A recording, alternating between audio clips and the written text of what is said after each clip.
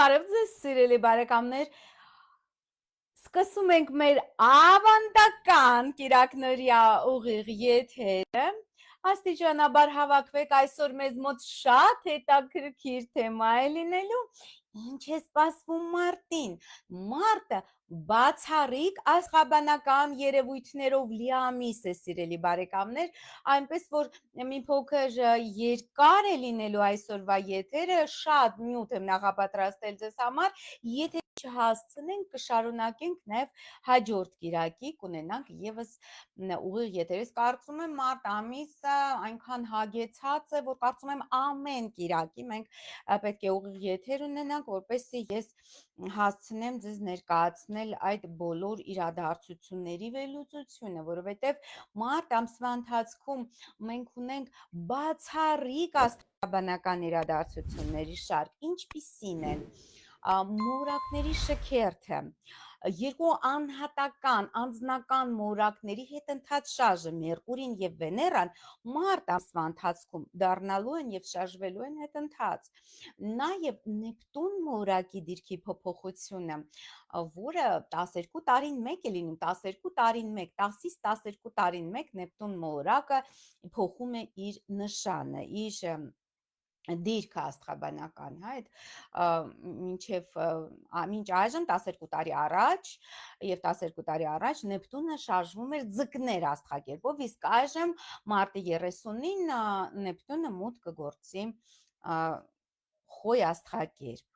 եւ նաեւ խավարումների գարնանային միջանցքը, որը կբացվի մարտի 14-ին եւ կփակվի մարտի 29-ին։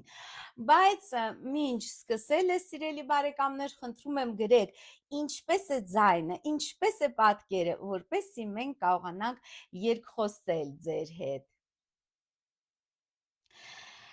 Գեղեցկուհի գրում է Լիլիթ Նիկոյանը, դուք էլ եք գեղեցկուհի, սիրելի Լիլիթ, շնորհակալ եմ, խնդրում եմ գրեք, սիրելի բարեկամներ, ինչպես է ձայնը, ինչպես է պատկերը, որպեսզի կարողանանք շարունակել եւ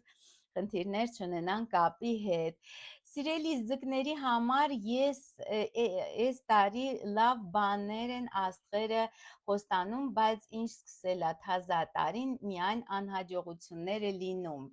Սիրելի Իրինա Սարգսյան, համեցեք խորհրդատվության, նամանավանդ որ ձկնիկների համար գործում են զեղչեր, քանի որ այժմ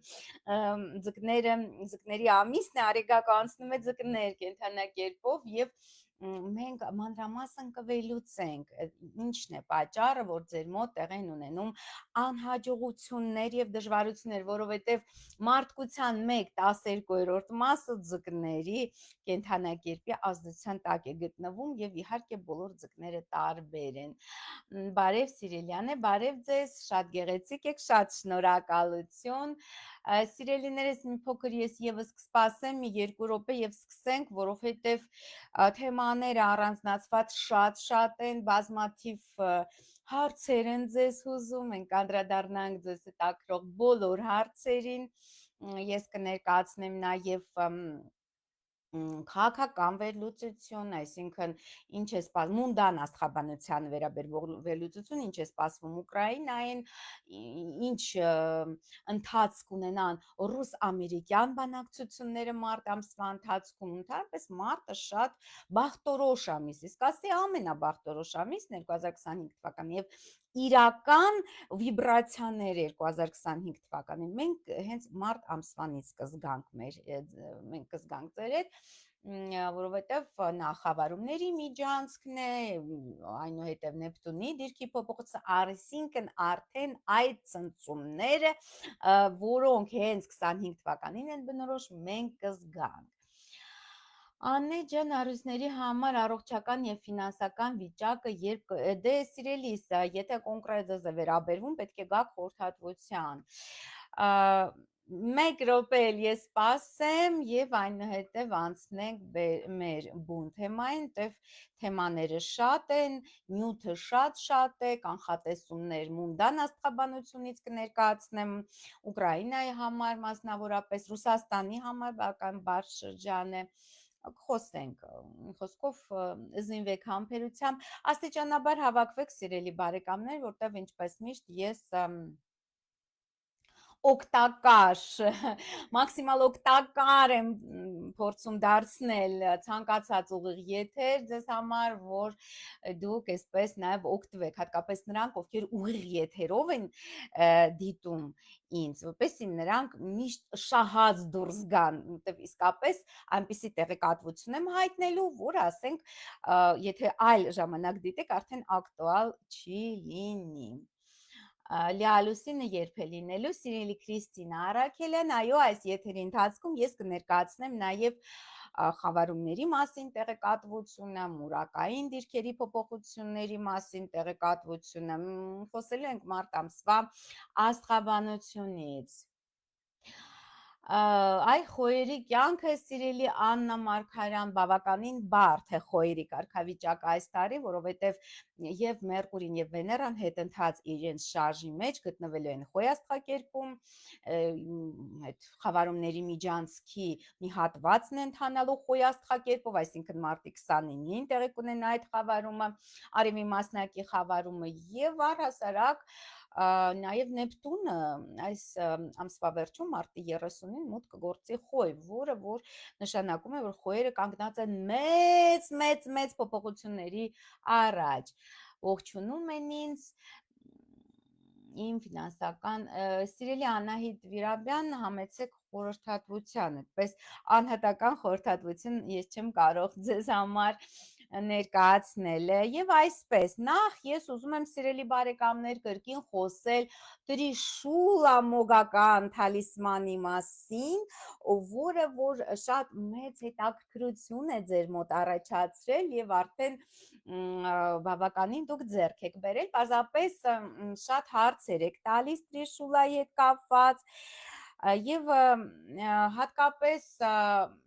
ես կուզենայի ասել, որ Տրիշուլան, սիրելի բարեկամներ, միայն մարտ ամսվա թալիսմանը չի այս տարվա։ Տրիշուլան ցանկալի է սկսել կրել մարտ ամսվա ընթացքում, որովհետև Նեպտունը փոխում է իր դիրքավորումը, իսկ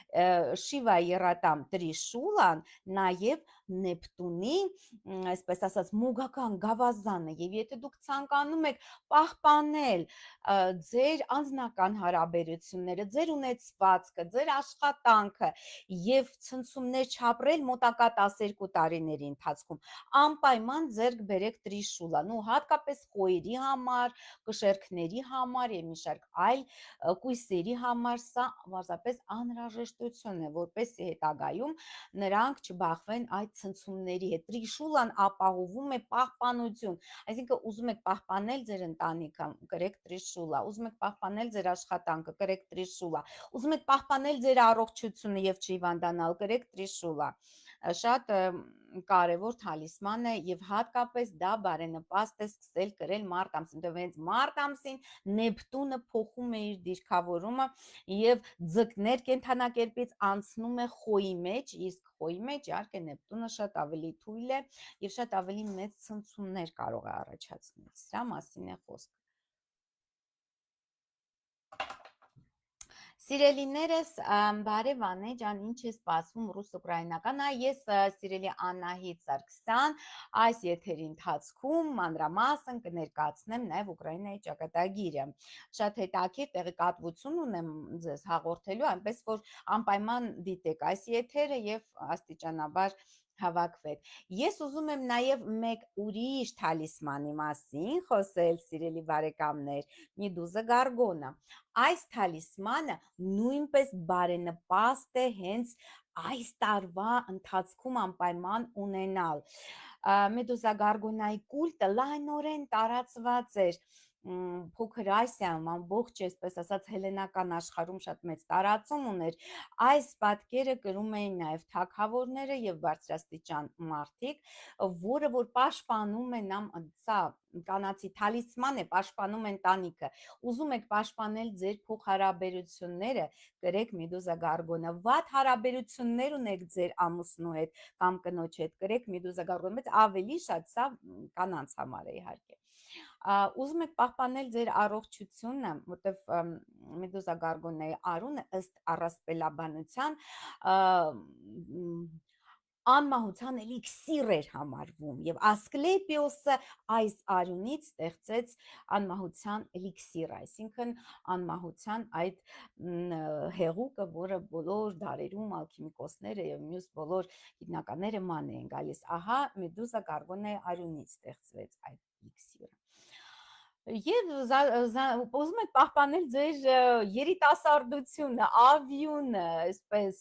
միշտ նա երիտասարդ գեղեցիկ կնոջ պատկերով է հանդես գալիս, իհարկե անիծվել է Აფինայի կողմից, դրա համար դարձել է այսպիսի այսպես օցերով պարուրված մի հրեշ, բայց իրականում նա գեղատեսիլ մի աղջկա կերպարանք ունի, որը որ դուք ցանկանում եք պահպանել ձեր երիտասարդությունը, ավյունը, էներգիան, անպայման կրեք այս թալիսմանը, նախ շատ գեղեցիկ թալիսման է, շատ բացառիկ թալիսման է, մի գեղեցկություն, նամանավանդ օցի տարվա պայմաններում իհարկե շատ ցանկալի է, որ ունենաք նաև այս թալիսմանը, այսինքն Մեդուզա Գարգոնա եւ Տրիշուլա։ Այս երկու թալիսմանները ես խորհուրդ կտամ կրել այս տարվա ընթացքում։ Սիրելի Մարիա Մուրադյան, դուք հարցնում եք, բարև ձեզ սիրելի Աննե ջան, կարող եք ասել այսօր նորալուսին է թե ոչ։ Սիրելի Մարիա, անպայման հետևեք իմ Facebook-յան էջին, ես եւ Facebook-ում եւ YouTube-ում ներկայացնում եմ լուսնային ամսվա բոլոր առանցքային կետեր, այսինքն նորալուսինը, լիալուսինը, երբ է լուսինը աճում, երբ է լուսինը մարում, այդ ամենը ես ներկայացնում եմ նաև վիդեոներում, ամսվա կանխատեսումներում, Facebook-յան եթերներում եւ YouTube-յան էջում։ Եթե բաժանորդագրված եք YouTube-յան ալիքից, անպայման բաժանորդագրվեք։ Այժմ ես հեղումը կներկայացնեմ աստղային խորհրդատու Աննե Հաղվերդյանի հետ, իմ YouTube-յան ալիքն է աստղաբանական, եթե բաժանորդագրված եք, անպայման բաժանորդագրվեք այս ալիքին։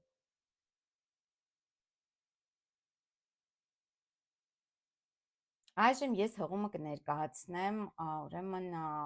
ներկայացնում եմ հղումը մեկնաբանություններում։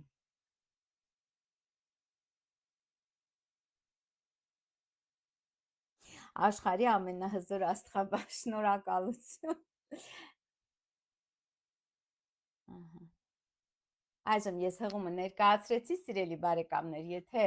բաժանորդագրված եք, անպայման բաժանորդագրվեք։ Եվ այսօր, սիրելի բարեկամներ, գիտեք, որ մեր մոտ բուն բարի կենդանն է, եւ վաղվանից սկսում է իհարկե մեծ պահը 48 օր առանց կենդանական սննդի, այսպես պահեցողության օրեր են մեզ մոտ լինելու, եւ ուզում եմ մի քիչ խոսել բուն բարի կենդանի խորհրդի մասին։ Սիրելի Մարիա Մուրադյան, ես ձեզ միշտ հետևում եմ, շնորհակալություն, ես էլ ձեզ եմ շնորհակալ, որ դուք ինձ միշտ հետևում եք։ Բուն բարի կենդանը, սիրելի բարեկամներ, դա այն արարչագործական, այսպես առաջի արարչագործ օրերի մասին պատմություն է, երբ մարդը բնակվում էր դրախտում, այսինքն երբ մարդ այսպես անմահ էր, մարդը, այսինքն Ադամը եւ Եվան անմահ էին դրախտում եւ տիրում էր բացարձակ խաղաղություն երկիր մորակի վրա, անգամ կենդանիները միմյանց չէին հոշոտում, հա, սիրո եւ երանության եւ այսպես ներդաշնակության մեջ էին ապրում բոլոր կենդանի էակները, բայց որն էր պայմանը, սիրելի բարեկամներ, այդ անմահության եւ խաղաղության պայմանը նա էր, որ մարդ իրավունք չուներ ճաշակելու բարի եւ չարու ծառի այդ պտուղը, իրավունք չուներ դա ուտելու, համտեսելու, այսինքն մարդը անգիտակից էր ապրում դրախտում առանց հասկանալու, որ նա մերկ է, որ դա այդքան էլ ընդունելի չէ նրա մերկությունը կամ ընդհանրապես մտածելու ունակություն չուներ, հա, դա այն նախնադարյան, այսպես երջանիկ ինչ-որ գոյություն էր, որը որ իհարկե բանական էակի համար ընդունելի չի։ Եվ երբ օծը, ինչալուց այս տարվա խորհրդանիշ օծը փաթաթված ծառի վրա, այսինքն բարի եւ չարու ճանաչողության ծառի վրա, օծը համոզեց Եվային, որ դուք ճաշակեք այս պտուղը, չեք մեռնի, բայց կլինեք աստվածների նման, Աստծու նման կլինեք, այսպես գիտակ, ամեն ինչ կիմանաք, զորությունը կունենաք աստվածային եւ այլն։ Եվ իհարկե գիտեք, որ Եվան գայթակղվեց, ճաշակեց այդ պտուղը եւ հյուրասիրեց Ադամին։ Ու այդտեղից իհարկե այդ պահից մարդկությունը վտարվեց Եդեմական այգուց, այսինքն դրախտից, բայց դրա դիմաց ձեռք բերեց բարին եւ չարը, ճանաչելու ունակություն, այսինքն մտածելու ունակություն եւ ազատ լինելու ունակություն, այսինքն դրախտում մարդը ազատ չէր, որովհետեւ նա ամեն օր նման էր մյուս օրվան եւ նա բարձապես այսպես ուրախ խրախճանքի մեջ էր ապրում եւ իհարկե չէր զբաղվում ճանաչողությամբ, մտածողությամբ չէր զբաղվում, այսպես անջատված ապրում էին մարդիկ։ Չգիտեմ, սիրելի բարեկամներ, գրեք մեկնաբանություններում ինչ վերաբերմունք ունեք դուք այդ այսպես կոչված այդ մեղքի, ադամական մեղքի հետ կապված, այդ բարի եւ չարու խնձորի ճանաչման խնձորի ճաշակման հետ կապված ինչ մտքեր ունեք, նաեւ գրեք մեկնաբանություններում, արդյոք արժեր կատարել այդ արարքը, այդ մեղքը առաջին եւ կարողություն ձեռք բերել ճանաչելու բարին եւ չարը։ Դա շատ հետաքրքիր հարց է, ես կուզենայի նաև ձեր կարծիքը իմանալ եւ զրկվել անմահությունից իհարկե։ Դեվ Եդեմում մարդիկ ապրում էին իհարկե ստերիլ պայմաններում, այսինքն ոչ հիվանդություններ կային, ոչ ինչ որ ագրեսիա կար, ոչ միայն երջանիկ խրախճանք, բայց Եվան գայթակղվեց, ճաշակեց խնձորը եւ մենք հայտնվեցինք այս դաժան աշխարհում, հա, որտեղ պատերազմներ են, որտեղ մարդիկ իրար կոկորտ են կրծում, որտեղ մահեր են, հիվանդություններ են եւ այլն եւ այլն։ Ու գրեք, հետաքրքիր թեմա է եւ իհարկե պահեցողության մասին է ուզում խոսել, պահեցողությունը, սիրելի բարեկամներ, դա զուտ իհարկե կենթանական ուտելիքից հրաժարվելը չէ։ Պահեցողությունը դա հոգևոր ինքնամաքրման ճանապարհ է։ Երբ մարդը կենտրոնանում է իր հրաժարվում է, մի քիչ հեռանում է իր ֆիզիկական բնույթից, որտեղ մարդը երկբնույթ է, եւ ֆիզիկական մարմին ունի, եւ հոգևոր։ Մի փոքր հեռանում ենք մեր ֆիզիկական պահանջմունքներից եւ ցանկություններից եւ անցնում ենք դեպի հոգևոր վերլուծություն, հոգևոր ինքնակատարելագործում, ինքնամաքրման մեջ ենք մտնում դրանով եւ որպես զուտ դիետա, այսինքն մսային եւ կենթանական ծագման ուտելիքներից հրաժարվել, ցանկալի չէ օգտագործել մեծ պահքի շրջանը, այլ ինքնավերլուծության, ինքնամաքրության համար։ Իհարկե, այդ սննդակարգի փոփոխությունը կարելի է միայն այն դեպքում, երբ ձեր առողջությունը դա թույլ է տալիս, սիրելի բարեկամներ։ Եթե դուք ունեք հիվանդություններ քրոնիկ, դա իհարկե, այսինքն ի վնաս մարմնի ցանկալի չէ զբաղվել պահեցողությամբ, սա եմ ես ուզում ասեմ ձեզ։ Կասեք այդ եղջյուրին ինչ է։ Սիրելի Լիլիթ Հակոբյան, միջայլոցս ուզում եմ ձեզ ասել, որ այսօր մարտի 2-ին ժամը 8:30 իմ YouTube-յան ալիքում արդեն տեղադրված կլինի, սիրելի բարեկամներ, մարտ ամսվա կանխատեսում, պես որ հետևեք ալիքիս։ Սիրելիներս, արդեն դուք մարմնախաղացի մասին հարցեր եք ինձ տալիս առանձին մատենադարանում մենք ունենք այդպիսի ձեռագրերի խումբ, որը մարմնախաղաց է կոչում, տարբեր մարմնի մասերով խաղում են, ինչ է նշանակում, դա առանձին թեմա է, եթե ձեզ հետաքրում է, մենք առանձին դա կքննարկենք, իսկ այժմ մենք վերլուծում ենք մարտ ամսվա կանխատեսումները, բայց իբրև նախաբան ես պատմեցի թալիսմանների մասին, պատմեցի մեդուզայի մասին, պատմեցի տրիշուլայի մասին, պատմեցի բուն բարի կենդանի մասին, ամեծ պահքի խորհրդի մասին, բայց այժմ գիտեք, սիրելի բարեկամներ, ես պարզապես զարմանում եմ, արդեն ոչ թե զարմանում եմ, այլ քանի անգամ ես համոզվում եմ, որ ցավալիորեն մեր ժողովուրդը չի հասկանում իր այսպես թշնամիներին եւ իր հերոսներին։ Այդ տարբերությունը դուք դնել չգիտեք, այսինքն ովքեր են իրական հերոսները եւ ովքեր են թշնամիները։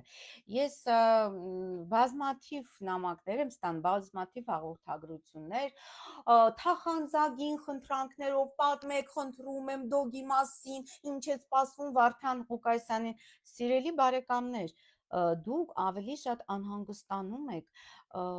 մեր ժողովրդի դեմ, այսպես վերբալ ցեղասպանություն իրագործող անձնավորության ճակատագրի մասին եւ առհասարակ կարծես թե ձեզ չի հետաքրքրում մեր գերիների ճակատագիրը, Ռուբեն Վարդանյանի եւ այլ գերիների ճակատագիրը, որոնք խոշտանգվում են այժմ Բաքվի բանտերին։ Դուք հասկանում եք, որ սա իհարկե անհամատեղելի այսպես հարթությունների մեջ գտնվող անձինք են եւ երբ անընդհատ դուք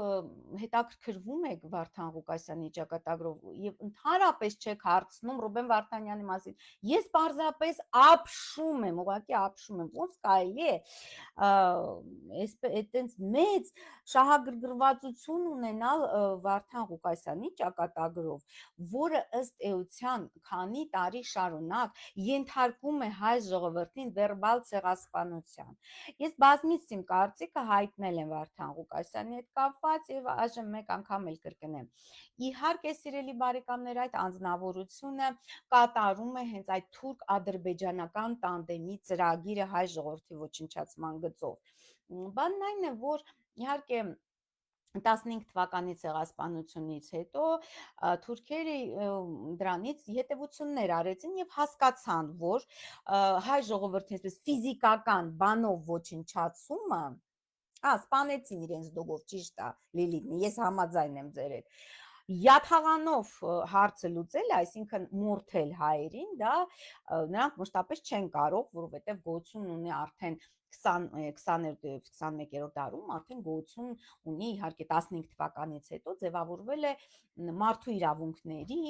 այսպես խարտիան եւ այլն, այսինքն գոյություն ունեն ՄԱԿ-ը, մարդու իրավունքների պաշտպաններ գոյություն ունեն եւ այսպես ֆիզիկապես նրանք չեն կարող պարզապես բռնել եւ հայերին ոչնչացնել, իսկ նրանց ծրագիրը դա է, այսինքն թողնել մեկ հայ, եւ այն էլ թանգարանում, չէ՞, դա թուրքական ծրագիր է, ամենազբաղձալի նպատակը։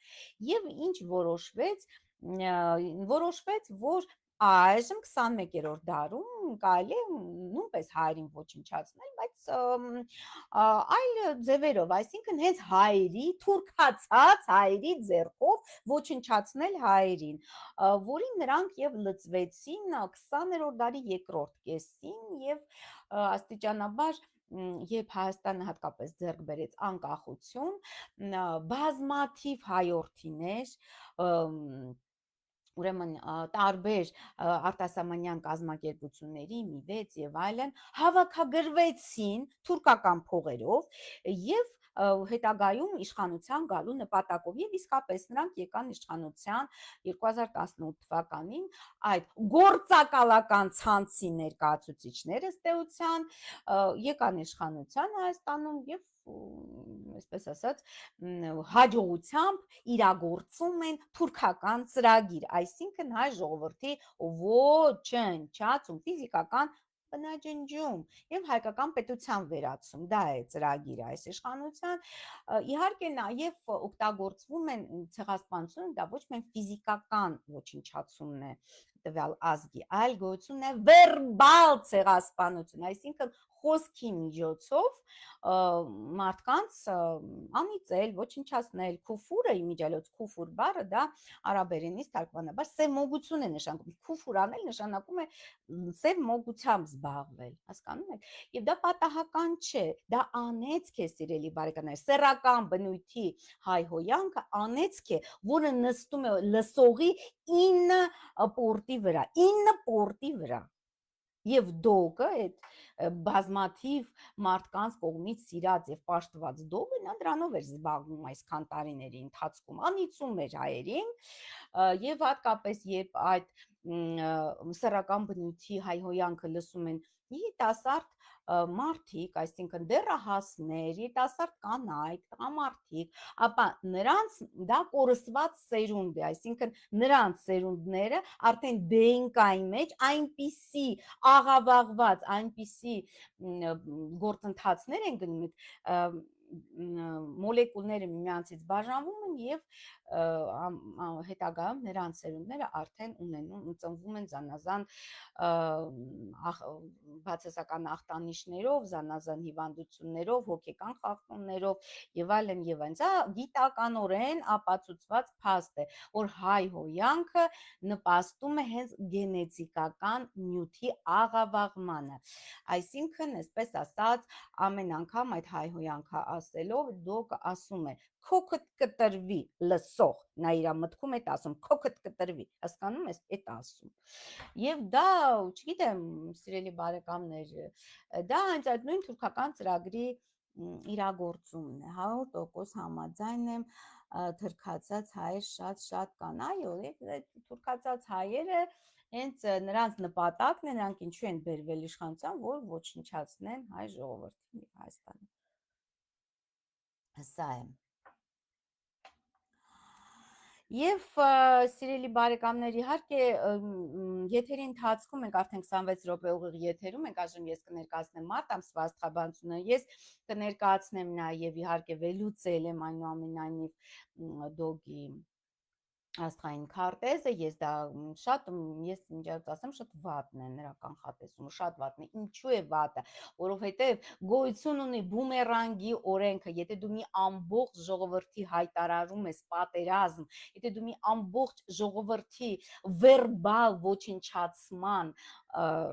վերբալ ցեղասպանությամբ ես զբաղվում, բնականաբար այդ բումերանգը մի օր գալու է կպնի քո գլխին, դա այսպես 100% դա որևիցե կասկած չի կարող լինել այնտեղ։ Ինչ վերաբերվում է Նիկոլ Փաշինյանին եւ այլ անձանց, ու հատկապես Նիկոլ Փաշինյան, դուք գիտեք, որ թուրք մոգերը 30 հոգի ձեռքի բռնած օր ու գիշեր 24 ժամ պաշտպանում են իրեն եւ նա հատուկ, այսպես ասած, թուրքական մոգության պաշտպանության տակ է գտնվում, պես է հանկարծ նրա գլխից մի մաս չպակասի, չընկնի,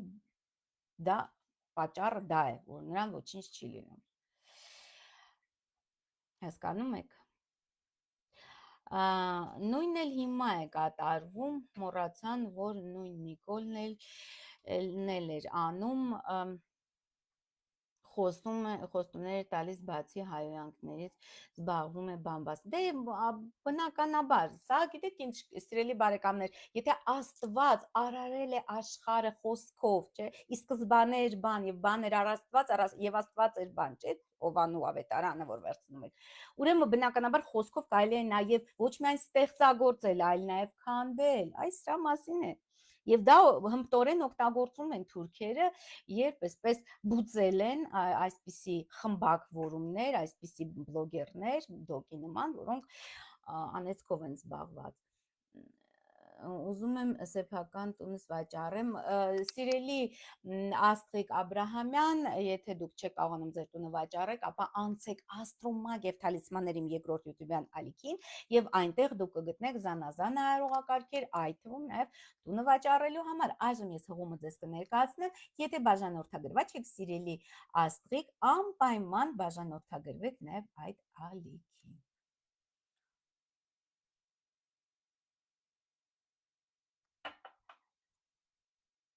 Մեկ վայրկյան։ Այժմ ես այստեղ նույնպես ձեզ այս հղումը կներկայացնեմ իմ մյուս YouTube-յան ալիքին Աստրոմագ եւ Թալիսմաններ, այնտեղ շատ հետաքրքիր եւ արդյունավետ հայրողակարգեր կան եւ նույնպես դուք կարող եք դա օգտագործել եւ վաճառել ձեր բնակարանը։ Ամենավատը, որ փոքր երեխաներն են լսում եւ քննարկում։ Այո, իհարկե սարսափելի է, եւ փոքր երեխաները եւ այսինքն կորսված սերունդ է ըստեյության, սիրելի բարեկամներ, ցավով եմ ասում, բայց այս 10 տարվա, ինչ ասեմ, 20 տարվա սերունդը կորսված սերունդ է, որովհետեւ եթե նրանք մշտապես լսում են այդ հսերական բնույթի հայհոյանքները, նրանց զավակները արդեն այսպես արատներով են ծնվելու ցավալիորեն եւ դա հենց թուրքերի նպատակն է դե հայերի սերունդները արատներով ծնվեն բնականաբար արդեն նրանք չեն կարողանա պայքարել, չեն կարողանա պատերազմել, չեն կարողանա հետ վերադարձնել Արցախը, բայց նրանք կտեսնեն իրենց ծոծորակը, բայց այդ ծրագրի իրագործումը չեն տեսնի։ Այո, մենք բոլոր մեր տարածքները, այդ թվում Արցախը կվերադարձնենք։ Իհարկե մի փոքր ժամանակ է դրա համար պահանջվելու, բայց այնուամենայնիվ այնպես չէ, որ դոգը շատ վատ ճակատագին է, ես ասեմ, շատ վատ կանխատեսում են նրան սպասում, դա պատահական չէ։ Բումերանգը աշխատում է միշտ։ Լավ, սիրելի բարեկամներ, այժմ մի փոքր ես խոսեմ մարտ ամսվա մեր բուն այս կիրակնօրյա եթերի բուն թեմայի մասին, այսինքն մարտ ամսվա աստղաբանության վերաբերյալ մարտ ամիսը սկսվում է հենց այսօր բուն բարեկենդանի օրը մարտի 2-ին, սիրելի բարեկամներ, 4:35 րոպեին սիրով գեղեցկության մորակ Վեներան կանգ է առնում։ Կանգ է առնում Խոյ աստղակերպի 10-րդ աստիճանում եւ Վեներան բավականին երկար ժամանակ հետընթաց է լինելու մարտի 27-ին Վեներան 12:40 րոպեին կվերադառնա ձկներ, որի համար ես շնորհավորում եմ նաեւ ձկնիկներին, հատկապես իհարկե Վեներայի այս հետընթաց շարժը կազդի Խոյ եւ ձկներ կենդանակերպերի վրա եւ հատկապես մարտի 27-ից հետո արդեն կազդի հենց ձկների վրա, որովհետեւ մուտք կգործի ձկներ եւ միայն ապրիլի 13-ին Վեներան կանգ է առնելու սիրելիներս, իսկ այնուհետև նա նորից կվերադառնա իհարկե Խոյ աստղակերպ, ինչքան ժամանակ նա կգտնվի ձկներում, այժմ ես պարզապես չեմ հիշում, այսօր գրել էի Facebook-ում, բայց այսպես անգիր չեմ հիշում, ուրեմն ապրիլի 13-ին Վեներան 5:01 րոպե Երևանի ժամանակով կանգ է առնելու ձկների 24-րդ աստիճանում, սիրելի բարեկամներ, իսկ ապրիլի 30-ին Վեներան 21:15 րոպե կվերադառնա Խոյ աստղակերպ եւ այնտեղ արդեն միայն հունիսի 6-ին նա կմտնի ցուլ կենդանակերպ, որը նրա ուրեմն իշխանության եւ վերահսկողության տակ է գտնվում։ Ու այս Վեներայի այս հետընթաց շարժի ընթացքում, այսինքն մարտի 2-ից մինչև ապրիլի 13-ը անորոշություն է տիրում հատկապես խոյերի եւ ձկների էմոցիոնալ կյանքում։ Շատ դժվար է հասկանալ եւ հստակեցնել ինչ եք դուք զգում, սիրում եք այս ակամայն անձնավորությանը, թե չեք զգում, չեք սիրում, այսինքն թամպես հետընթաց Վեներա ունեցող մարդիկ շատ դժվար են ընտրություն կատարում եւ հաճախակի շատ այսպես սխալ ընտրություն են կատարում, դա այդպես է, որովհետև նրանք չեն հասկանում, սիրում են, չեն սիրում, ինչ էմոցիաներ են ապրում այս կամ այն մարդու նկատմամբ, քանի որ Վեներան հենց վերահսկում է զգացմունքները, իսկ հետընթաց Վեներայի դեպքում զգացմունքները ավելի շատ այսպես էներգիան զգացմունքների ներս է գնում, այլ ոչ թե դուրս, հստակ հնարավոր չէ հասկանալ, ավելի շատ մտածում են, գցում, բռնում են, սիրում են, չեն սիրում, հաճելի է, տհաճ է եւ այլն։ Իհարկե ամուսնությունների համար այդ որոշումը կայացնելու համար անբարենպաստ է նամանավանդ, որ մարտի 15-ից 10:45 րոպե նաև Մերկուրին է դառնում հետընթաց, սիրելի բարեկամներ, եւ հետընթաց Մերկուրիի եւ Վեներայի պարագայում իհարկե խիստ անբարենպաստ է ամուսնությունները, կարևոր ճակատագրական որոշումներ կայացնելը, հատկապես որ ամսի 14-ից մարտի նաև սկսվում է խավարումների գարնանային միջանցքը եւ այդ հետընթաց մորակների ֆոնի վրա եւ մորակների շքերթ է տեղ ունենալու ձկներում են կենտրոնանալու մորակները այդ ընթացքում նույնպես շատ այսպես բախտորոշ կարևոր որոշումներ կայացնելու ժամանակը չէ, ամուսնության համար բարենպաստ չէ, սիրելի բարեկամներ, ու ցանկալի չէ, հատկապես ամսի 15-ից հետո, երբ նաև Մերկուրին է դառնալու հետընթաց, սա բարենպաստ է միայն այն դեպքում, եթե ձեր Վեներան եւ Մերկուրին նույնպես հետընթաց են։ Այդ դեպքում սա բարենպաստ է, ես չեմ հիշում ում մոտ էր, դա ես հեսա, երբ որ մենք կանցնենք արդեն անհատականություններին, կարծեմ Հենց դոգի մոտ էր, կարծեմ դոգի մոտ էր հենց եւ Վեներան եւ Մերկուրին հետ ընթաց է։ Պարզել ինչու համար է նա հենց այդ բլոգերությամբ զբաղվում, այդ վերբալ ցեղասպանություն իրագործում է։ Կարծեմ դոգի մոտ էր։ Ես հեսա իհարկե կվերլուծենք, վերհիշեմ եւ այսինքն այս շրջանը շատ ճակատագրական է լինելու ինձ նրանց համար, ում եւ Վեներան եւ Մերկուրին հետ ընթաց է։ Իհարկե անբարենպաստ է նաև ֆինանսական տեսանկյունից, որովհետև Վեներան փոքր երջանկության մոլորակ է եւ կապված է ֆինանսների հետ, այս թվում նաև ֆինանսների հետ։ Եվ հետընթաց Վեներան, այսինքն մարտի 2-ից ապրիլի 13 անբարենպաստ է նաև այդ ոլորտի համար, հատկապես գեղեցկության ոլորտի համար, իսկ եթե դուք գեղեցկության սրահ ունեք կամ չգիտեմ ինչ-որ այլ գործունեությամբ եք զբաղվում, գեղեցկության հետ կապված հագուստի սրահ, գեղեցկության սրահ, ապա անբարենպաստ է մարտի 2-ից ապրիլի 13-ը։ Եվ սիրելիներս Մերկուրին նույնպես կվերադառնա ձկներ, դա կլինի մարտի 36-ից 17 Երևանի ժամանակով իր հետընթաց շարժի մեջ, իսկ ապրիլի 7-ին Մերկուրին կանգ կառնի, այսինքն Մերկուրին հետընթաց կլինի մեզ մոտ մարտի 15-ից մինչև ապրիլի 7։ Իհարկե այդ ժամանակ ցանկալի չէ նաև ինչ-որ անծանոթ վայրեր մեկնել, ցանկալի չէ բարդ թվային տեխնիկա ձեռք բերել, այսինքն համակարգիչներ, թվային այդ տեսախցիկներ եւ այլն, որովհետեւ նրանք շատ հավանական է որ կունենան որոշակի խնդիրներ, անսարքություններ, որ հետագայում չեք կարող դա շտկել։ Ցանկալի չէ նաև բժշկական միջամտությունների համար, վիրահատությունների համար, հատկապես ես ուզում եմ ձկներին զգուշացնեմ վիրահատությունների հետ կապված, որտեղ երբ Սատուրնը անց է կենում Արեգակով, խիստ անցանկալի է նաև վիրահատություններ անցկացնել, դա կրճատում է ձեր կյանքը եւ կարող է անգամ բժշկական սխալի հետևանքով հնարավոր է անգամ դուք շատ բարդ պաթոլոգիաներ ստանաք, որտեղ դա շատ վնասակար է, վտանգավոր է։ Սատուրնը անցնում է Արեգակի վրայով, մի այդպիսի հաճախորդուհի ունեի,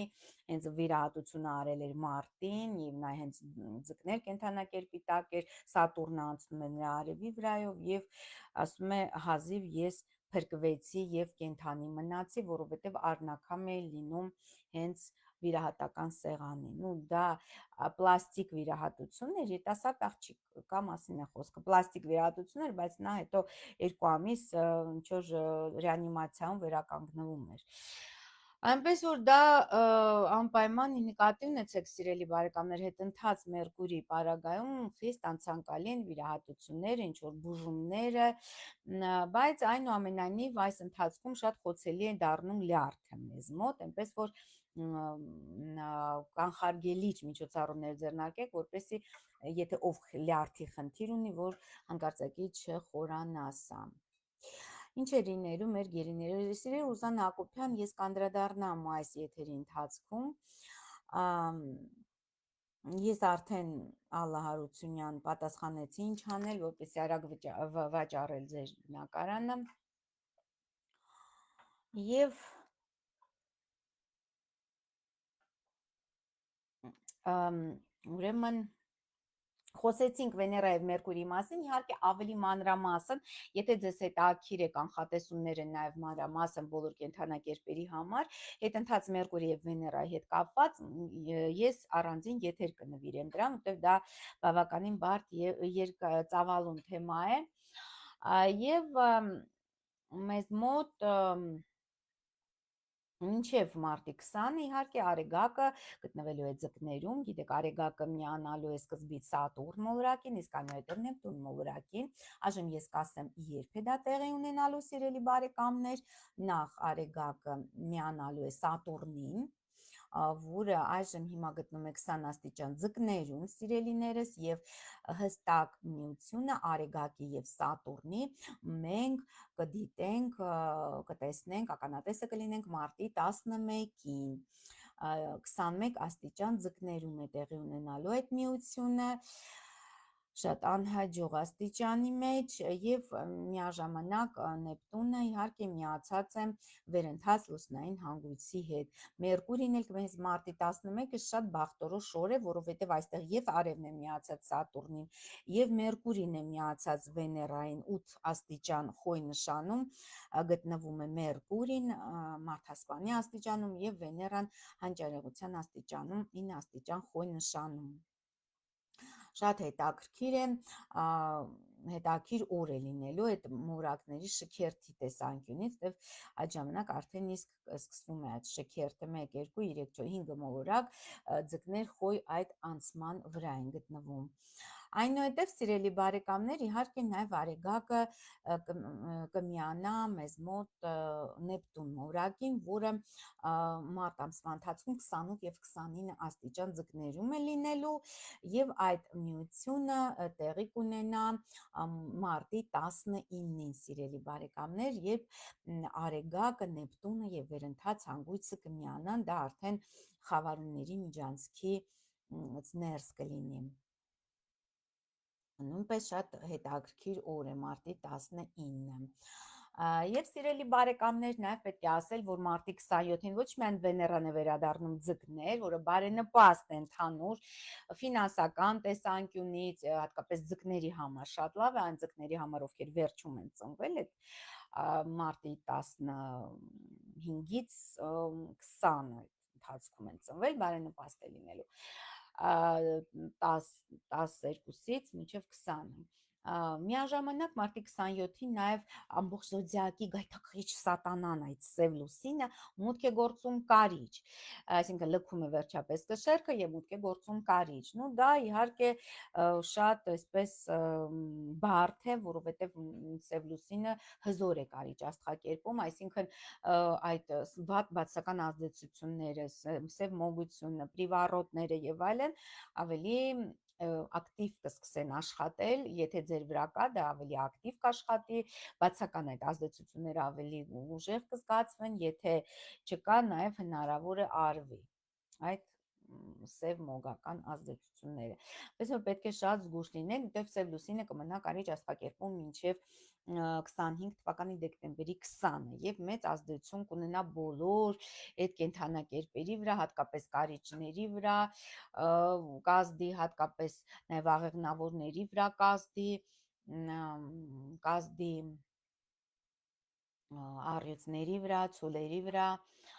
եւ ջրհոսների վրա, հատկապես այդ կենդանակերպերի վրա մեծապես ազդեցություն է ունենալու այդ սև լուսինը, բայց կարիճների վրա բնականաբար ամենաշատը կազդի, որովհետեւ սև լուսինը սև խոռոչի պես ձգում քաշում է եւ զրկում է ձեզ էներգիայից եւ դուք տրամադրության անկումներ եք ունենում, այսպես էներգետիկ սովի ինչ որ վիճակներ է ձեր մոտ սկսում, այսինքն անդադ զգում եք էներգիայի պակասություն, ոչինչ չեք ցանկանում անել եւ այլն, դա ոգևորություն չկա, որից ինչ որ դրական սպասումներ չկան, վատատեսությունն է զարգացնում սև լուսինը կարիճում, մի խոսքով շատ իհարկե հզոր է ազդում, շատ բացասական է ազդում, հատկապես կարիճների վրա, նաև առողջության վրա է վատ ազդում, անհասկանալի էտիմոլոգիայի բնույթի հիվանդություններ կարող է առաջացնել սև լուսինը կարիճ աստղակերպում։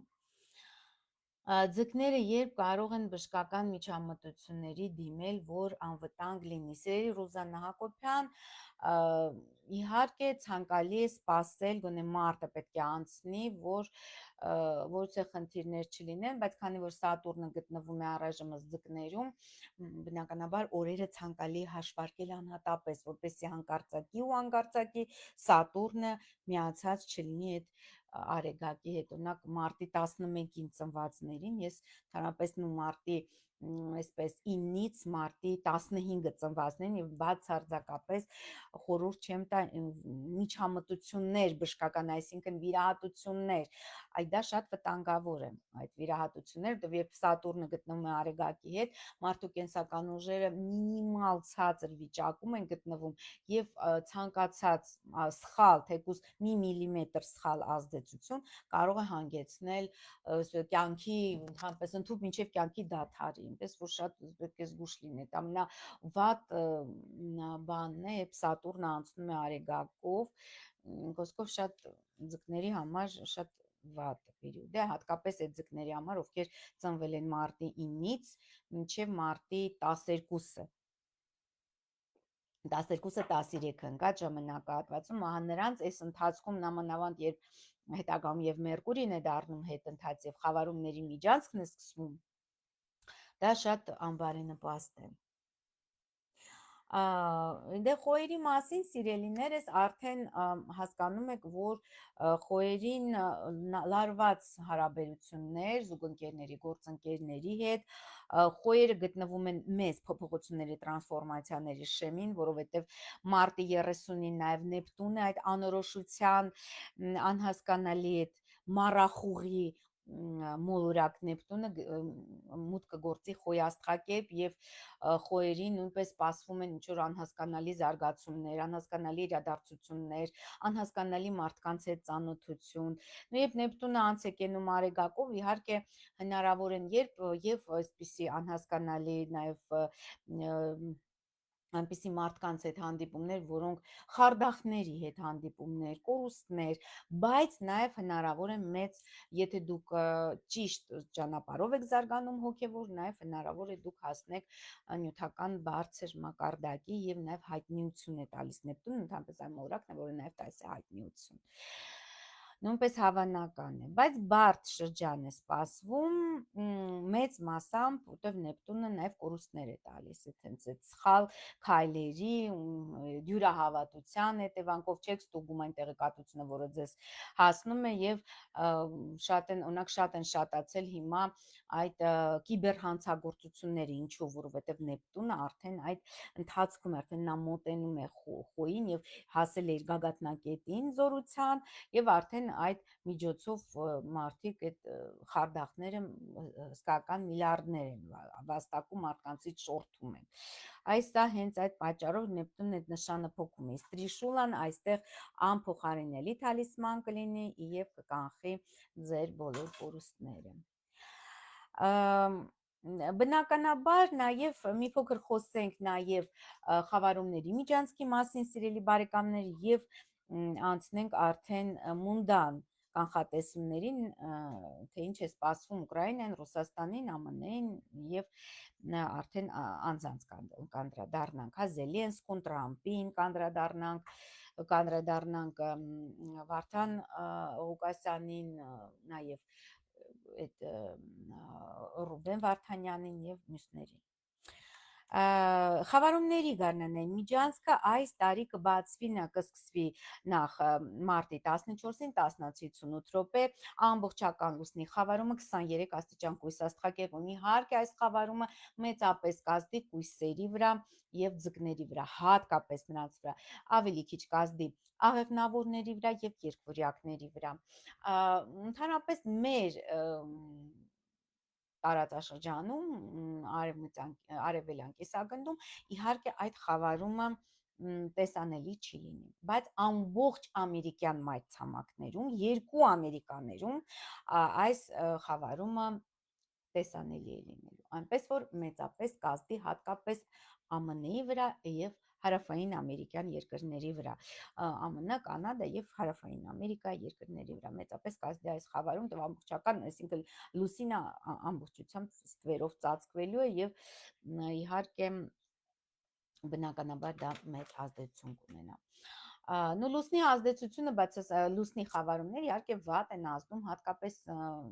մարդկանց վրա, հասարակ ժողովրդի վրա, որովհետև լուսինը մունդան աստղաբանության մեջ խորհրդանշում է մարդկանց, ժողովրդին։ Այսինքն այն բոլոր պայմանավորվածությունները, որոնք ինձ թվում է հենց ռուս-ամերիկյան այդ բանակցությունները կկայանան համենայն դեպս առաջին փուլը կկայանա մինչև հենց այդ խավարումը, մինչև մարտի 14-ից ամեն դեպքում ինչ որոշում էլ կայացվի այդ ընթացքում, իհարկե դա բացասաբար կազդի հասարակ ժողովրդի վրա, այդ որոշումները կամ այդ օրենքները, որոնք կընդունվեն, ինչ-որ ստորագրվեն համաձայնագրեր եւ այլն, դա հասարակ ժողովրդի վրա վատ է ազդելու եւ մարտի 29-ին 14:47 րոպեին տեղի կունենա արևի մասնակի խավարումը 9 աստիճան խոյ աստղագետներ։ Իհարկե այս խավարումը մեծապես կազդի նախ եւ առաջ խոյերի վրա, այնուհետև կազդի կշերքների վրա, այծ եղջյուրների վրա եւ խեցգետինների վրա մեծապես կազդի։ Խավարումը վտանգավոր չէ, որտեղ ընդհանրապես մասնակի խավարումները այդքան էլ էսպես մեծ ազդեցություն չեն թողնում, բայց այնուամենայնիվ կրկին անգամ զգուշացնեմ, որ ամսի 29-ի, մարտի 29-ի ցերեկը եւ հատկապես ժամը 3-ի մոտակայքում ցանկալի չէ գտնվել դրսում եւ նայել երկնքին անզեն աչքով եւ հատկապես ընդհանրապես մի նայեք երկնքին, որովհետեւ ինչքան տևում է այդ խավարումը, այնքան ժամանակ դուք կունենաք տարբեր տեսակի խնդիրներ, այսինքն կկորցնեք ձեր հաջողությունը այնքան տարի, ինչքան րոպե տևելու է այդ խավարումը։ Այնպես որ դա ուշադիր եղեք եւ մի այսպես նայեք առանձնապես այդ երկնքին։ Այս խավարումը ավելի շատ կազդի արևելյան երկրների վրա, Չինաստան, Ճապոնիա, Հոնկոնգ եւ այլն, ավելի մեծ ազդեցություն կունենա այդ տարածաշրջանի վրա եւ հնարավոր են տնտեսական ցնցումներ այս խավարման արդյունքում։ Ես հիշեցնեմ, որ խավարումների միջանցքից ներս, այսինքն մարտի 14-ից 29-ը ցանկալի չէ որևիցե կարևոր բախտորոշ որոշումներ կայացնել, ցանկալի չէ կարևոր քայլեր կատարել, որովհետև այդ ընթացքում մարդու բիոդաշտը գտնվում է այնպիսի գեոմագնիսական այսպես ցնցումների եւ տատանումների պայմաններում, որ պարզապես հստակ հնարավոր չէ տեսնել, թե իրականում ինչ է կատարվում, այսինքն շղարշ է, աչքերի դիմացը մարդու շղարշ է եւ նա չի կարողանում օբյեկտիվ ճշգրիտ որոշում կայացնել, լինի դա անձնական, լինի ամուսնության հետ կապված որոշում, նշանադրության, աշխատանքի, նոր բնակարան ձեռք բերելու, այլ երկիր տեղափոխվելու, ցանկացած բախտորոշ որոշում պետք է հետաձգել ամենայն դեպս գոնե ապրիլին այդ որոշումները կայացնել, եթե դուք նամանավանդ ցանկանում եք ձեռք բերել բնակարան, ապա միանշանակ դա ապրիլին պետք է անել, մարտը բացառվում է, կարող եք վաճառել, բայց նույնպես հետընթաց Մերկուրիի պարագայում այդ խավարումների միջանցքի եւ մշտական այդ մորակների շքերթի տարբեր ցնցումներ են լինելու, տնտեսական մարտը մի փոքր անբարենպաստ է դրա համար, բայց վաճառք հնարավոր է, բայց ձեռք բերել բնակարան ցանկալի չէ, նա հետընթաց Մերկուրիի պարագայում մինչև ապրիլի 16-ը մինչև ապրիլի 7-ը Մերկուրին շարունակում է հետընթաց շարժը, այնպես որ ցանկալի չի, իսկ մինչև ապրիլի 16-ը Մերկուրին լինելու է ձկներում, որը նույնպես լավ դիրք չի առևտրի համար, Մերկուրին ձկներում անբարենպաստ է առուծախի եւ ընդհանրապես տնտեսական զարգացումների համար։ Նույնը բիզնեսի հետ է կապված, այսինքն ոչ մի բիզնես չի կարելի բացել խավարումների միջանցքից ներս, որևիցե կարևոր ճամփորդություններ չի կարելի, պայմանագրեր ստորագրել չի կարելի, որովհետեւ այդ ամենը իհարկե կհանգեցնի հետագայում անկանխատեսելի զարգացումների։ Նոր աշխատանքը նույնպես մեծապես խնդրահարույց է, սիրելի Անահիտ Խաչատրյան, որովհետև նոր աշխատանքը դա արդեն նոր միջավայր է, նոր ինչ-որ փոխհարաբերություններ են, նոր ֆինանսներ են, իսկ հանգացած նորը խավարումների միջանցքից ներս, այսինքն հատկապես մարտի 14-ից 29-ը եւ հետընթաց Մերկուրիի պարագայում իհարկե խիստ անցանկալի է, հնարավոր է ձեզ կանչեն, հետո հետ ուղարկեն, ասեն մի քիչ էլ սպասեք, հետո երբ Մերկուրին կանգ առնի, ապրիլին նոր կգաք, նույնպես այդպիսի սցենար խիստ հավանական է, այնպես որ ցանկացած նորը ես խորհուրդ կտամ թողնել ապրիլին, ու ապրիլը այս տարվա նույնպես շատ կարևոր, ամենից շատ ավելի բարենպաստ ամիս է, քան մարտը լի է լինելու ցնցումներով։ Ցնցումները, սիրելի բարեկամներ, մարտ ամսվա ընթացքում վերաբերվելու են ոչ միայն տնտեսական բաղադրիչին, ինչպես դուք հասկացաք,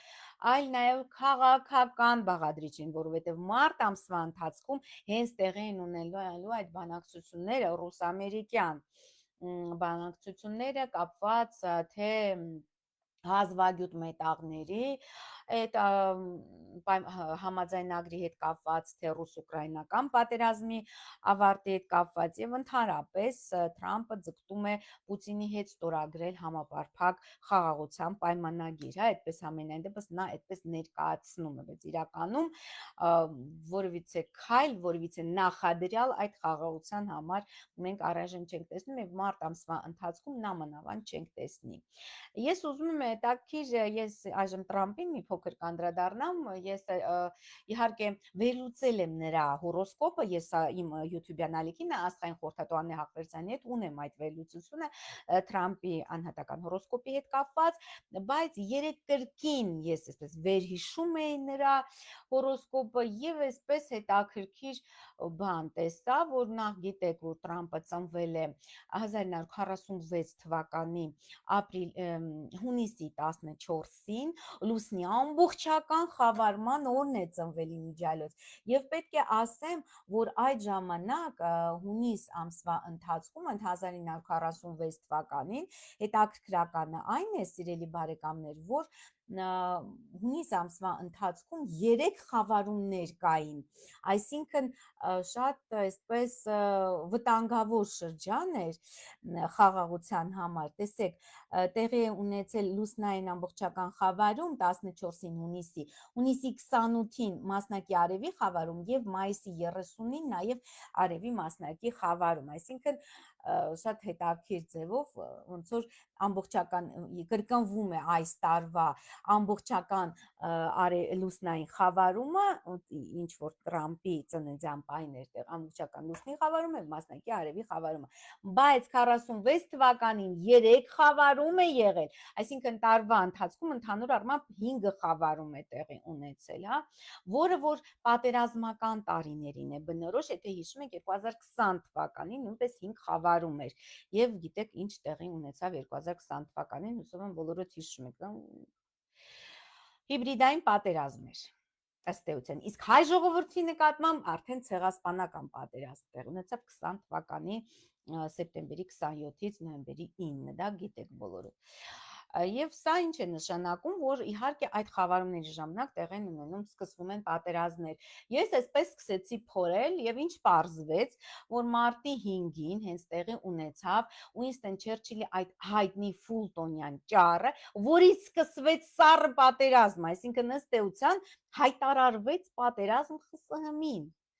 որը 1991 թվականին պարտվեց ԽՍՀՄ եւ տրոհվեց, դրա հետևանքով ԽՍՀՄ պետությունը դադարեց իր գոյությունը եւ այդ նույն թվականին 1946 թվականին ծնվել է Տրամփը Դոնալդ,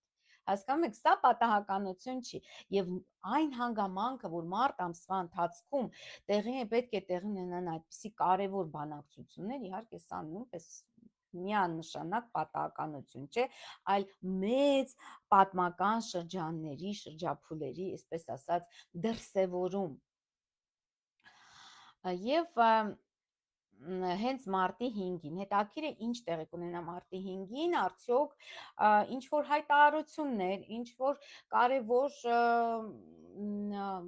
համաձայնագրեր կստորագրվեն մարտի 5-ին, բայց ես կարծում եմ հայտարարություններ կլինեն։ Մարտի 5-ը շատ կարևոր օր է, սիրելի բարեկամներ, գիտեք, որ 1953 թվականին մարտի 5-ին մահացել է Յոսիֆ Ստալինը, իսկ 1959 թվականին մարտի 5-ին ծնվել է մեր սպարապետ Վազգեն Սարգսյան, իսկ մարտի 5-ը շատ կարևոր նշանակություն ունի, ինչպես Ռուսաստանի, այնպես էլ ԱՄՆ-ի, այնպես էլ Հայաստանի համար շատ առանցքային օր է այդ մարտի 5-ը։ Բայց ես կարծում եմ, որ այնուամենայնիվ այդ բանակցությունները կամ ինչ-որ հանդիպում տեղի կունենա մարտի 5-ից մինչև մարտի 11-ը,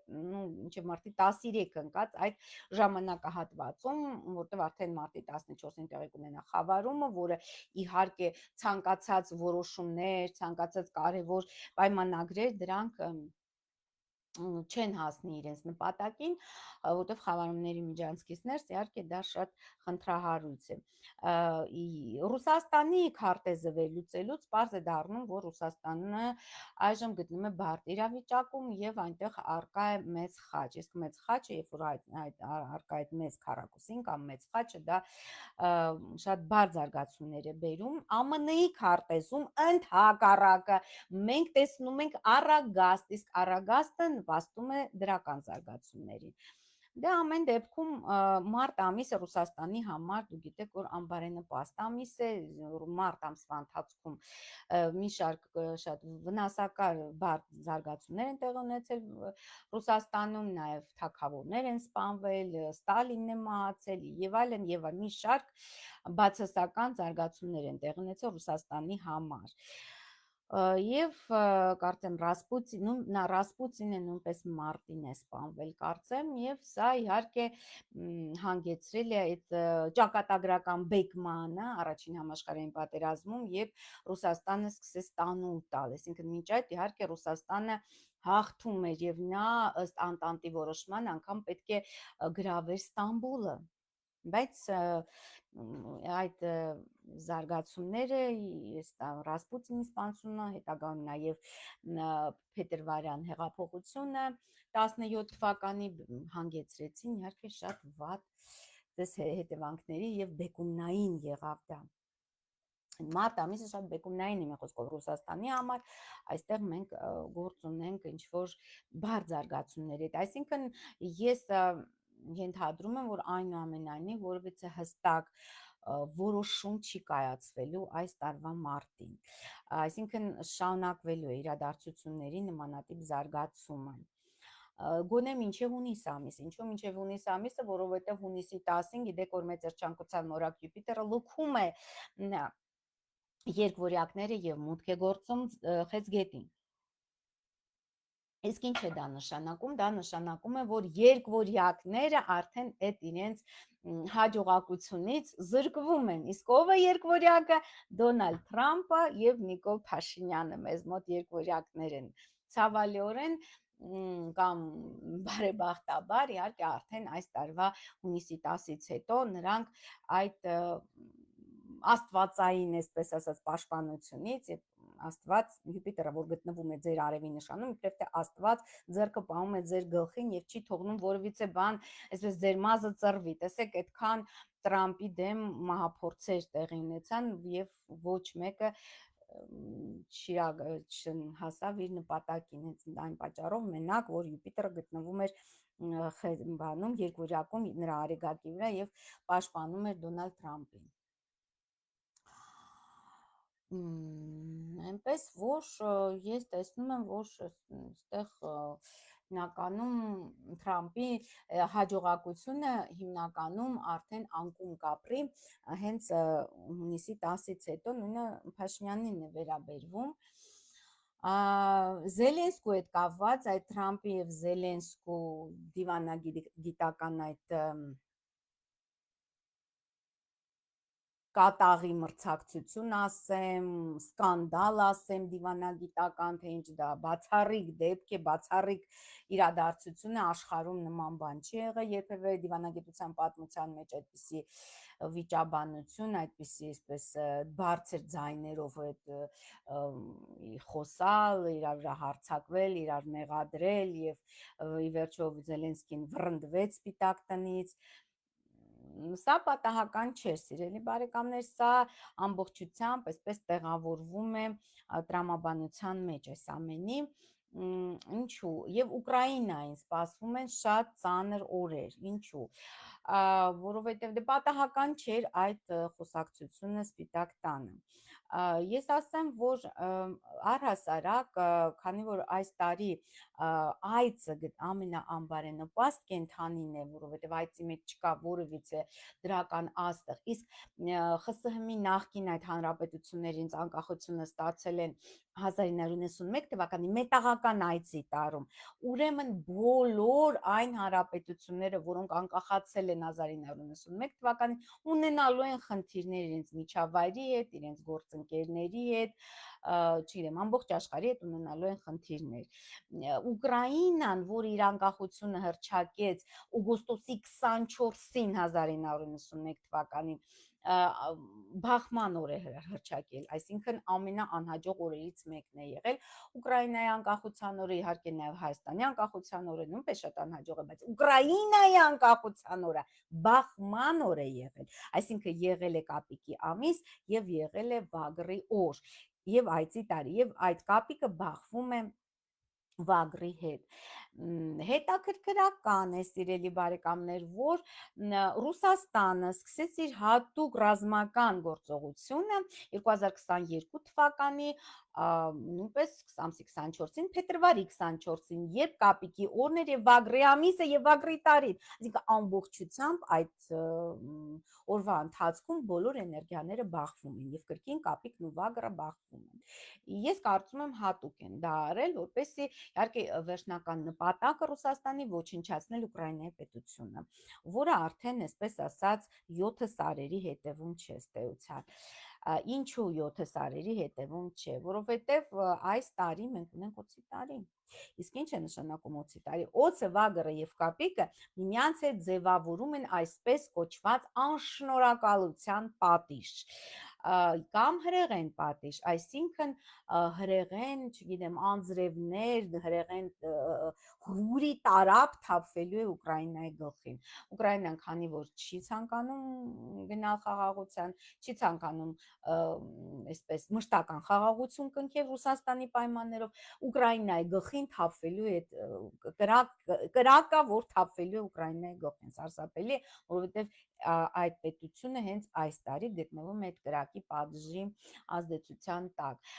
Եվ հետաքրքրական է, որ Վենսը ԱՄՆ-ի փոխնախագահը Զելենսկուն մեղադրեց, որ նա անշնորհակալ է, շատ հետաքրքիր է, չէ՞, որ այսինքն ինչպես պետք է Զելենսկին այդ, չգիտեմ, իրանց դեմ չոքեր, պարկեր, ոտները լիզեր, այսինքն ինչպես դրսևորեր այդ շնորհակալությունը, ինչպես։ Այսինքն այդ անշնորհակալության պատիժը հենց ջարդվեց Ուկրաինայի գլխին եւ դա դրսևորվեց այդ դիվանագիտական սկանդալի միջոցով։ Դե իհարկե Զելենսկու պահվածքը դա մերժվածի պահվածք է, այո, Լիլիթ Նիկոյան, դուք ճիշտ եք ասում, Զելենսկին մերժված է, որովհետև Զելենսկին դա հենց այդ նույն գործակալական ցանցի մի ուղակն է, որը բերվել է իշխանության, հատուկ բերվել է իշխանության երրորդ համաշխարհային պատերազմը հրահրելու նպատակով եւ դա բացահայտ, բաց ասեց Տրամպ, այսինքն արդեն որևիցե մեկը չի էլ կասկածում, որ Զելենսկին դա հենց երրորդ համաշխարհային պատերազմի հեղինակներից չէ, գործիքներից մեկն է, իհարկե նա հեղինակը չէ, նրան հավաքագրել են, այն ժամանակ երբ դեռ Կավեն կար, Երջանիկ, ուրախ տարիներին, նրան հավաքագրել են եւ նա համաձայնվել է, ինչպես եւ մեր այդ թրքասեր խմբակը վաճառել հայրենիք, պարզ է։ Արդեն իսկ զոհերը չափվում են ոչ թե 100,000-ներով, այլ միլիոնով, սարսափելի բան է, զոհերի թիվը արդեն մոտենում է առաջին համաշխարհային պատերազմում մարդկության տված զոհերին, սա սարսափելի է իսկապես, այսինքն ոչ թե այն իմաստով, որ Տրամպը շատ մարդասեր է եւ այսպես շատ անհանգստանում է այդ զոհերի համար, այդ մահացող երիտասարդների համար, այլ այն պատճառով, որ այսպես շարունակել հնարավոր չէ, իսկապես դա արդեն մոտենում է համաշխարհային պատերազմի մակարդակի, դա է։ Բայց այնուամենայնիվ դադարեցնել պատերազմը Զելենսկին չի ցանկանում եւ Զելենսկու քարտեզը, եթե վերլուծենք, իսկապես շատ բացասական զարգացումներ են սպասվում այդ անձնավորությանը, շատ բացասական զարգացումներ, նա ծնվել է հունվարի 25-ին, իմջալոց սիրելի բարեկամներ, շատ հետաքրքիր ես օրինաչափություն եմ գտել Այժմ մենք կվերլուծենք Զելենսկու, այնուհետև Վարդան Ղուկասյանի եւ Ռուբեն Վարդանյանի հորոսկոպները եւ երեքն էլ ծնվել են ամսի 25-ին, հետաքրքիր է։ Իսկ այս տարի 25-ը, հենց 2025-ը շատ, այսպես ասած, վճռորոշ է, վճռաբեկ է, ճակատագրական է լինելու հենց այդ մարդկանց համար, ովքեր ծնվել են ամսի 25-ին։ Եվ Զելենսկին, եւ Վարդան Ղուկասյանը, եւ Ռուբեն Վարդանյանը ծնվել են ամսի 25-ին, տարբեր ամիսներին իհարկե, բայց ամսի 25-ին շատ հետաքրքիր է, որ ինչպես է հենց այդ բոլորը թվագիտորեն նաև ապացուցվում, որ ինչ շատ կարևոր տարի է իրենց համար։ Զելենսկին ծնվել է հունվարի 25-ին 1978 թվականին Կրիվոյ Ռոգում։ Եվ քարտեզը վերլուծելով իհարկե այստեղ արեգակը միացած է Վեներայի հետ, այս մարդը հաճույքներ է սիրում, այս մարդը սիրում է փող, սիրում է, որ իրեն գովաբանեն, սիրում է, որ իրեն այսպես բարձր պահեն, այսպես ձեռքերի վրա պահեն, սիրում է, որ իրեն գովեն, դա է սիրում եւ հաճույքներ։ Ուրիշ ոչ մեկ, սա քաղաքական գործի հորոսկոպ չէ։ Սատուրնը Զելենսկու թույլ է, որովհետև գտնվում է 28 աստիճան առյուծ նշանում, Լուսինը նույնպես գտնվում է առյուծում եւ առյուծ կենթանակերպում գտնվում է Մարսը։ Զելենսկու Լուսինը ըստ էության հայտնված է,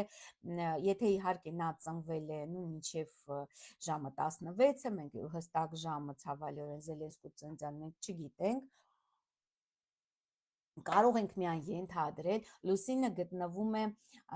բանտված վիճակում, այսպես պաշարված վիճակում, որովհետև երկու չարիքների միջև է գտնվում, այսինքն այդ մարդը մինչ այդ նույնպես ուներ հսկայական կոմպլեքսներ, հսկայական խնդիրներ իր միջավայրի հետ,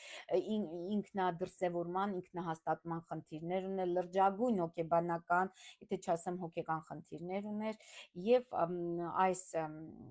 իր հավաքագրման փաստը պարզապես փրկություն էր իրեն համար եւ նա դրանով փաստորեն կարողացավ այսպես մուրը հանել իր միջավայրից վերջապես մուրը հանել։ Նույնը Նիկոլ Փաշինյանին է վերաբերում, այստեղ այս մարդը նույնպես ունի հսկայական հոգեբանական խնդիրներ, որովհետև ծնվել է նախ լիալուսնի ժամանակ, իսկ երբ մարդ ծնվում է լիալուսնի ժամանակ, նա ծնվել է 16-րդ լուսնային օրը, երբ արևը դիմակայում է լուսնին, դա մեծ հաշվով նշանակում է, որ այդ անձնավորությունը մերժված է եղել կամ ցանկալի չի եղել կամ հոր կամ մոր կողմից, ավելի շատ հոր կողմից այստեղ հավանական պարզապես չեն ցանկացել Զելենսկուն։ Եվ նա միշտ զգացել է դա եւ այդ հոգեբանական խնդիրը մշտապես տանջել է իրեն եւ երբ նրան այսպես հավաքագրել են, նա երջանկության 15-րդ երկնքում էր եւ վերջապես նա կկարողանա ունենալ իշխանություն եւ այդ հայրական կոմպլեքսից դուրս գալ։ Ահա թե ինչ է ցույց տալիս Զելենսկու հորոսկոպը։ Եվ շատ ամենավտանգավոր դիրքը ունի Զելենսկին, դա Արեգակի եւ Մարս մորակի դիմակայությունն է։ Զելենսկու Մարսը հետընթաց է, դա նշանակում է, որ շատ ագրեսիվ անձնավորություն է Զելենսկին, շատ մեծամիտ անձնավորություն է Զելենսկին, շատ այսպես քայլերը առանց մտածելու է կատարում Զելենսկին, ճիշտ պահը բաց է թողնում Զելենսկին, միշտ ինչ որ սխալ պահի է հայտնվում սխալ տեղում եւ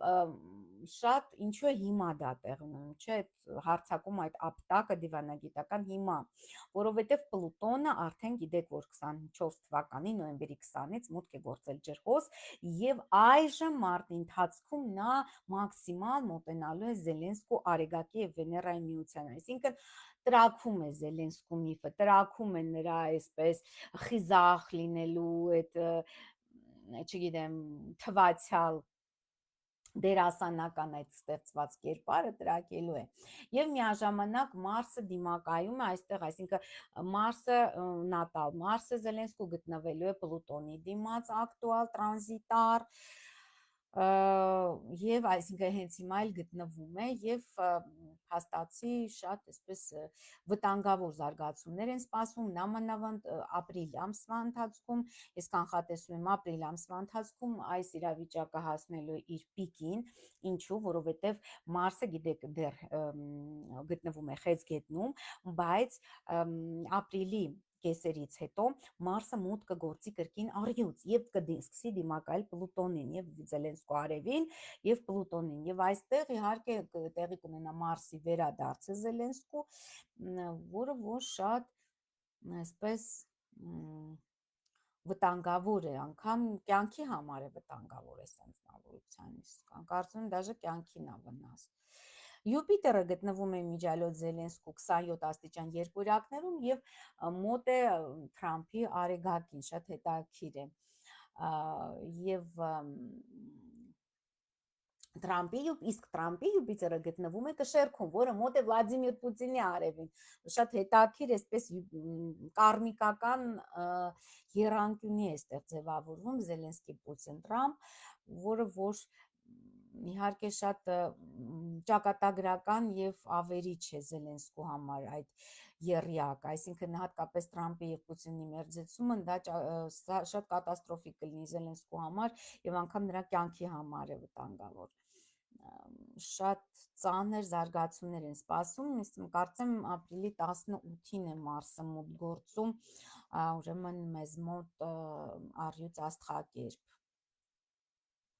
կարծեմ, տեսեք հստակ Զելենսկու Մարսի վերադարձը տեղի կունենա ապրիլի 18-ին 25 թվականի եւ միաժամանակ Պլուտոնը սկսում է դիմակայել Մարսին, դա պատերազմական, այսինքն վերջնական այդ պատերազմի սադրանքը եւ որից հետո արդեն Զելենսկին այլևս չի կարողանալու կառավարել իրավիճակը մինչեւ այս տարվա ապրիլի 18-ը։ Բավականին բարդ է Զելենսկու պրոգնոզը, ես կասեի շատ վտանգավոր եւ վնասակար է, նամանավանդ Պլուտոնի տարանցումը Զելենսկու արեգակի վրա, որ արդեն կսկսվի նաեւ մյուս տարվա ընթացքում, արդեն մոտ է Պլուտոնը արեգակին, 3 աստիճան ջրհոսում է գտնվում այժմ Պլուտոնի, Զելենսկու արեգակը Վեներայի հետ 5 աստիճան ջրհոսում, դա նշանակում է ռադիկալ փոփոխություն, այսինքն արմատական փոփոխություն նրա կյանքում, որը ընդհուպ մինչև կյանքի ավարտ։ Պլուտոնի հետ խաղերը, այսպես ասած, խաղ ու պար չի, դա կլոունադա չէ, դա լրջագույն վտանգավոր զարգացումների կարող է բերել։ Մի ամբողջ երկիր է կորցնելու եւ անգամ կյանքը։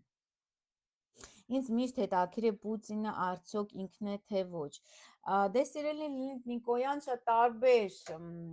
վարկածներ կան Պուտինի հետ կապված, հիմնականում աստղաբանների շրջապատում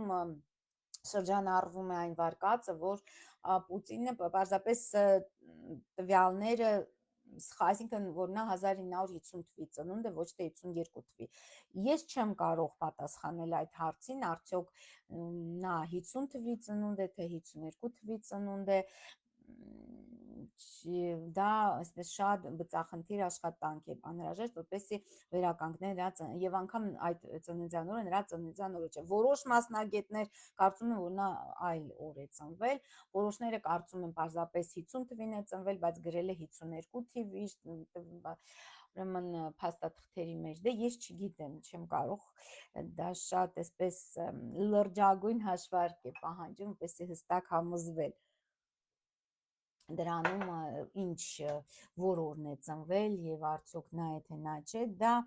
էական չէ, էականը նա է, որ Պլուտոնը մոտ գործեց ջրհոս եւ ջրհոսի ազդեցության տակ գտնվում է Ռուսաստանը։ Ռուսաստանի լուսինն է գտնվում ջրհոս աստղակերպի սկզբում 3 աստիճանում եւ միաժամանակ Զելենսկու արեգակը շատ հետաքրքիր է։ Ռուսաստանի լուսինը Զելենսկու արեգակը համարյա նույն աստիճաններում են գտնվում, այսինքն դա նշանակում է պետությունը կլանելու է Ուկրաինան ըստ էության, Ռուսաստանը կլանելու է Ուկրաինան։ Եվ Պլուտոնը երբ անցնելու է լուսնով, իհարկե մեծագույն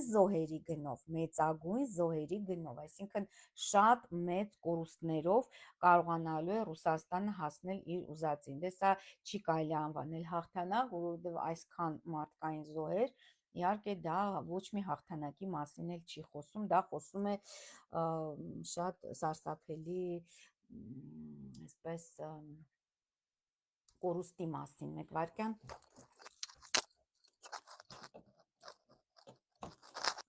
Այսպես ասած կարելի ասել Պիրոսյան հաղթանակ է, Ռուսաստանի հաղթանակը լինելու Պիրոսյան հաղթանակ։ Սա այսպես, դե շատ են հարցնում, ով է հաղթելու, Ռուսաստան թե Ուկրաինան, ոչ մեկ չի հաղթելու այս պատերազմում։ Եվ այստեղ փոքր, չգիտեմ, արժևելուց էլ թե ոչ, դու արդեն ներկայացրեցի Տրամպի եւ Պուտինի շատ բախտորոշ, այսպես ասած, շատ կարմիկական միություն է Զելենսկի-Տրամպ այդ հորոսկոպների համեմատությունը, արդեն մենք 1 ժամ 18 րոպե ուղիղ եթերում ենք, իհարկե ես դեռ ունեմ տարբեր այլ անձնավորությունների քարտեզներ ներկայացնել, այնպես որ երևի թե առանձին վիդեոով ձեզ կներկայացնեմ, որ շատ հետաքրքիր է նրանց սինաստրիան, այսինքն համատեղելիությունը Զելենսկի եւ Տրամպի շատ հետաքրքիր է։ Եվ այժմ նաև արդեն վերջացրեցինք Զելենսկուն, անցնենք այդքան սպասված Վարդան Ղուկասյանի քարտեզի վերլուծությանը, հա, կամ դոկի։ Սիրելի բարեկամներ, ինչպես գիտեք, բաց աղբյուրներից Վարդան Ղուկասյանը կամ դոկը ծնվել է ապրիլի 25-ին 1977 թվականին եւ այո, դոկի մոտ հետընթաց են եւ Վեներան եւ Մերկուրին, այսինքն դա նշանակում է, որ այս ժամանակահատված, այսինքն եւ Վեներան եւ Մերկուրին հետընթաց են, ու հատկապես մարտի 15-ից մինչեւ ապրիլի կեսերը շատ բախտորոշ է լինելու դոկի համար, այսինքն ամենաբախտորոշ ժամանակահատվածն է մարտի 15-ից մինչև ապրիլի կեսերը, մոտավորապես, երբ որ Վեներան նույնպես դադարեցնի իր հետընթաց շարժը, որը արդեն ապրիլի 13-ին է լինելու։ Եվ շատ վատ կանխատեսում եմ ես անում դոկի համար, որովհետև նրա մոտ շատ այսպես բարդ աստղաբանական դիրքավորումներ են գրանցվում, իհարկե Ուրանը արդեն վաղուց անցել է նրա արևի մոտակայքով, բայց Ուրանը մոտենում է նրա սև լուսնին, որը զրոաստիճան երկորակներում է, հուլիսի 7-ից հետո նույնպես բավականին ծանր զարգացումներ են նրան սպասում, և Ուրանը անցնելու է դոկի սև լուսնով, իսկ այնուհետև նաև մյուս տարի անցնելու է նաև Յուպիտերի վրայով դոկի, որը նշանակում է ռադիկալ հիմնարար փոփոխություններ, ազատության զրկում հնարավորություն տարբեր կամ շատ 180 աստիճանով, մի խոսքով կյանքը այստեղ փոխվելու է։ Շատ կարևոր է նշել նաև Մարսի, Մարսը 28 աստիճան ձկներում է նրա մոտ ինքնասպանության ինքնաոչնչացման աստիճանում, եւ այս աստիճանում հիմա գտնվում է վերընթաց լուսնային հանգույցը եւ Նեպտունը։ Սա ինչ է նշանակում։ Սա նշանակում է, որ այս մարդու շուրջ հյուսվելու են լեգենդներ, այս մարդու շուրջ տարբեր ոչ ճշգրիտ տեղեկություններ են տարածվելու, ի վերջո անհասկանալի կլինի նրա գտնվելու վայրը եւ նրա ճակատագիրը, որտեղ Նեպտունը երբ անցնում է Մարսի վրայով, շատ անհասկանալի զարգացումներ են, կարող է այլ երկիր տեղափոխվել, հնարավոր է նաեւ Ռուսաստան տեղափոխեն իրեն հետագայում եւ այնտեղ արդեն վերաֆորմատավորեն այդ մարդուն, ուղեղը այսպես վերաֆորմատավորեն, ուրիշ ինչ-որ բան ստանան։ Նեպտունի տրանզիտը Մարսի վրա շատ ծանր է, շատ բարդ է։ Եվ այսինքն մի խոսքով շատ կարևոր է, հետագայում Սատուրնը նույնպես կանցնի Մարսի վրա, այսինքն ամբողջ այս տարվա ընթացքում շատ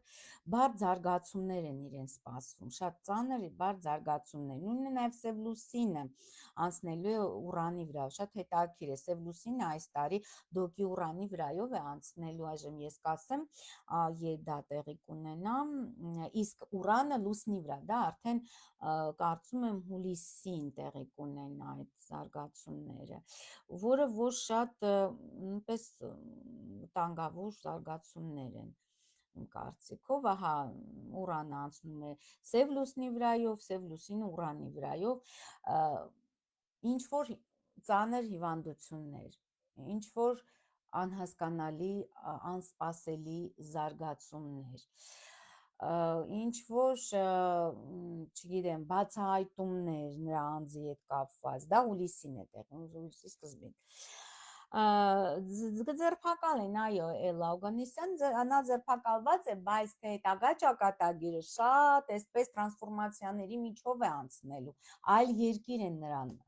ուղարկելու։ Չեմ կարծում, որ դա լինի Հայաստանը, այլ երկիր։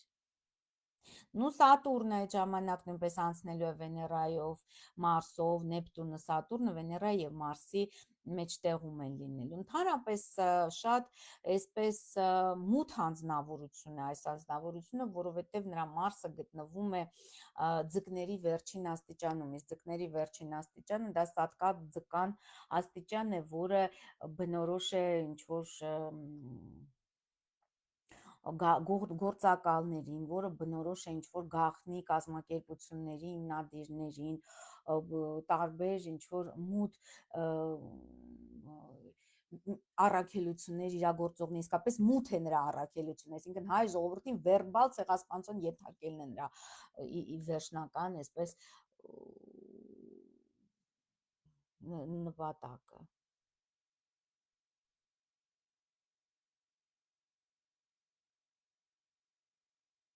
Դե չգիտեմ մայրը ինչ վիճակում է, մայրը լավն է, դոգի մայրը, Լուսինը ստեղ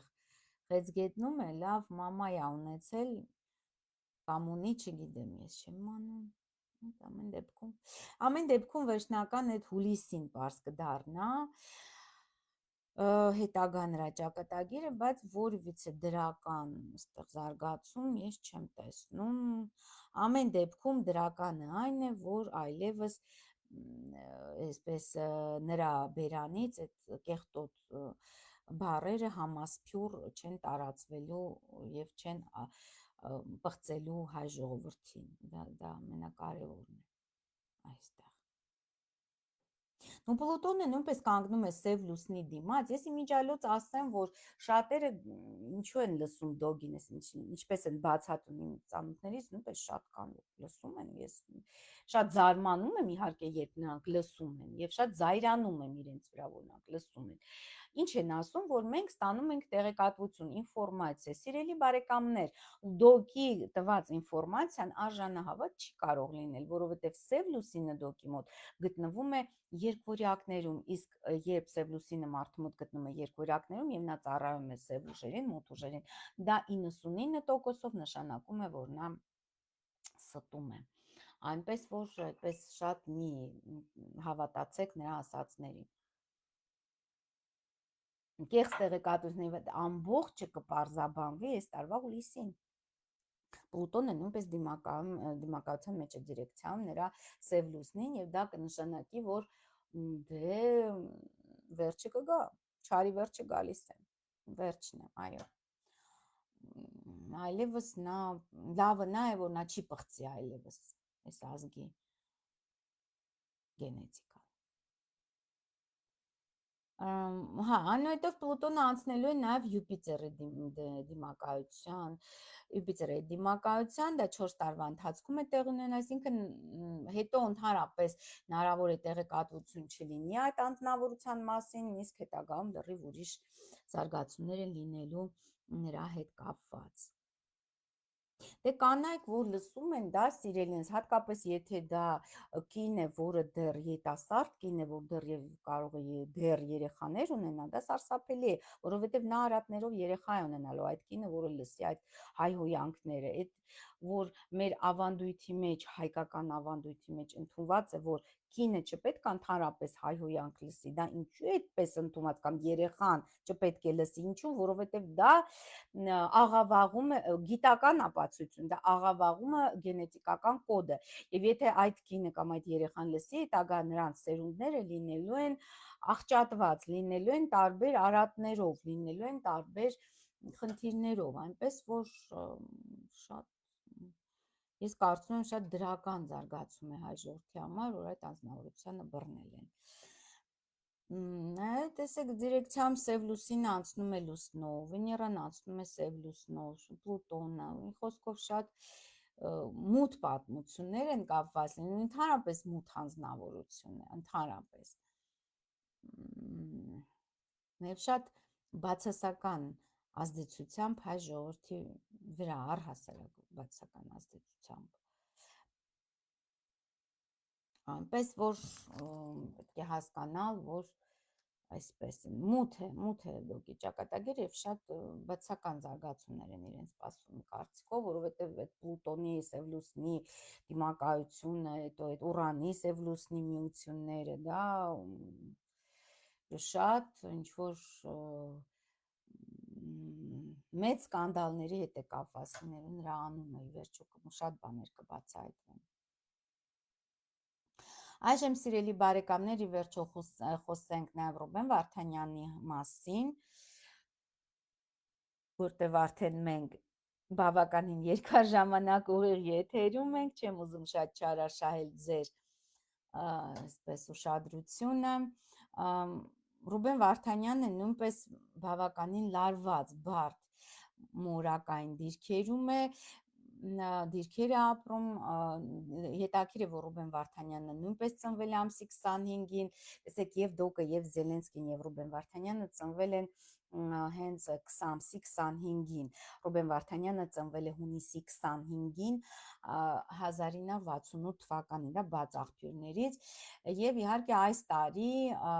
կներեք մայիսի 25-ին, մայիսի 25-ը 2025 թվականին շատ բեկումնային եւ վճռորոշ է լինելու նրա ճակատագրի համար այդ 3 հինգերը ընդհանրապես շատ նրանք նաև վտանգավոր են։ Ես ասեմ, որ այն մարդիկ թվային նկարագրության մեջ 3-5 կա, նրանք հաճախակի ունենում են գլխի տրավմաներ եւ այն տեսարանը, որ մենք տեսանք այդ հացադուլի հետ կապված, նա հացադուլ էր հայտարարել եւ հետո դատարանի դահլիճում արդեն հետքերը կային այդ խոշտանգումների հենց գլխի վրա, այսա հենց այդ հինգերի դրսևորումն է մայիս ամիսը, քանի որ մայիս ամսվա ընթացքում 3 հինգեր են հավաքվելու, հենց մայիսի 25 2025 թվական Ես արդեն սիրելի Հասմիկ Տաթևոսյան ներկայացրեցի Վարդան Ղուկասյանի մասին շատ մանրամասն, եթերի ավարտից հետո դուք կարող եք դիտել։ Բոլոր եթերները պահպանվում են։ Այժմ խոսենք նաև Ռուբեն Վարդանյանի մասին եւ ավարտենք այսօրվա ուղիղ եթերը։ Այնպես որ մայիս ամիսը, հատկապես մայիսի վերջը շատ բախտորոշ է լինելու նաև Ռուբեն Վարդանյանի համար։ Ու այստեղ գիտեք նրա մոտ երկորյակներում Արեգակն է, Մարսն է եւ Մերկուրին է։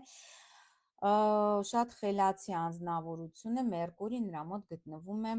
հանճարեղության աստիճանում։ Ընդհանրապես մոլորակները բավականին հզոր են Ռուբեն Վարդանյանի մոտ, դա նշանակում է, որ այնուամենայնիվ նա կկարողանա հաղթահարել այս բարդությունը, իր կյանքի ամենամեծ փորձությունը, հա, այդ բանտը Բաքվի։ Լուսինն է հզոր, տեսեք լուսինը գտնվում է ցուլ աստղակերպի 12 աստիճանում, բավական հզոր դիրքում, Վեներան է հզոր, լուսինը էկզալտացված է, Վեներան գտնվում է իր նշանում, այսինքն այնտեղ որտեղ նա թագավորում է 27 աստիճան ցուլ աստղակերպում, Մերկուրին է բավականին հզոր, նույնպես իր սեփական նշանում է գտնվում 26 աստիճան երկորյակներում, բավականին ուժեղ անձնավորություն է, նրա թույլ կողմը Սատուրնն է, Սատուրնը ընկնում է կաց վիճակում, Խոյ աստղակերպի 21-րդ աստիճանում, հա, եւ վատը նա է, որ Սատուրնի վերադարձն է նա ապրում, այսինքն Սատուրնի վերադարձը նշանակում է, որ ճակատագրական այսպես զարգացումներ են տեղի ունենում, դա մյուս տարի է ավելի շատ լինելու, դեռ մյուս տարի Սատուրնը հիմնովին կմտնի Խոյ աստղակերպ եւ աստիճանաբար կանցնի Ռուբեն Վարդանյանի Սատուրնի վրայով։ Այսինքն դա այդ կարմիկական, ոնց որ ասած, քննությունն է, ինչքանով է նա ճիշտ ապրել իր կյանք, այդ դա կերևա իհարկե մյուս տարի ավելի վտանգավոր է մյուս տարի իրեն համար, քան այս տարի շատ լավ կլինի, որ արդեն մյուս տարին նրան այդտեղից ազատագրեն, բայց ես չեմ կարծում, որ տենց շուտ դա կստացվի անել։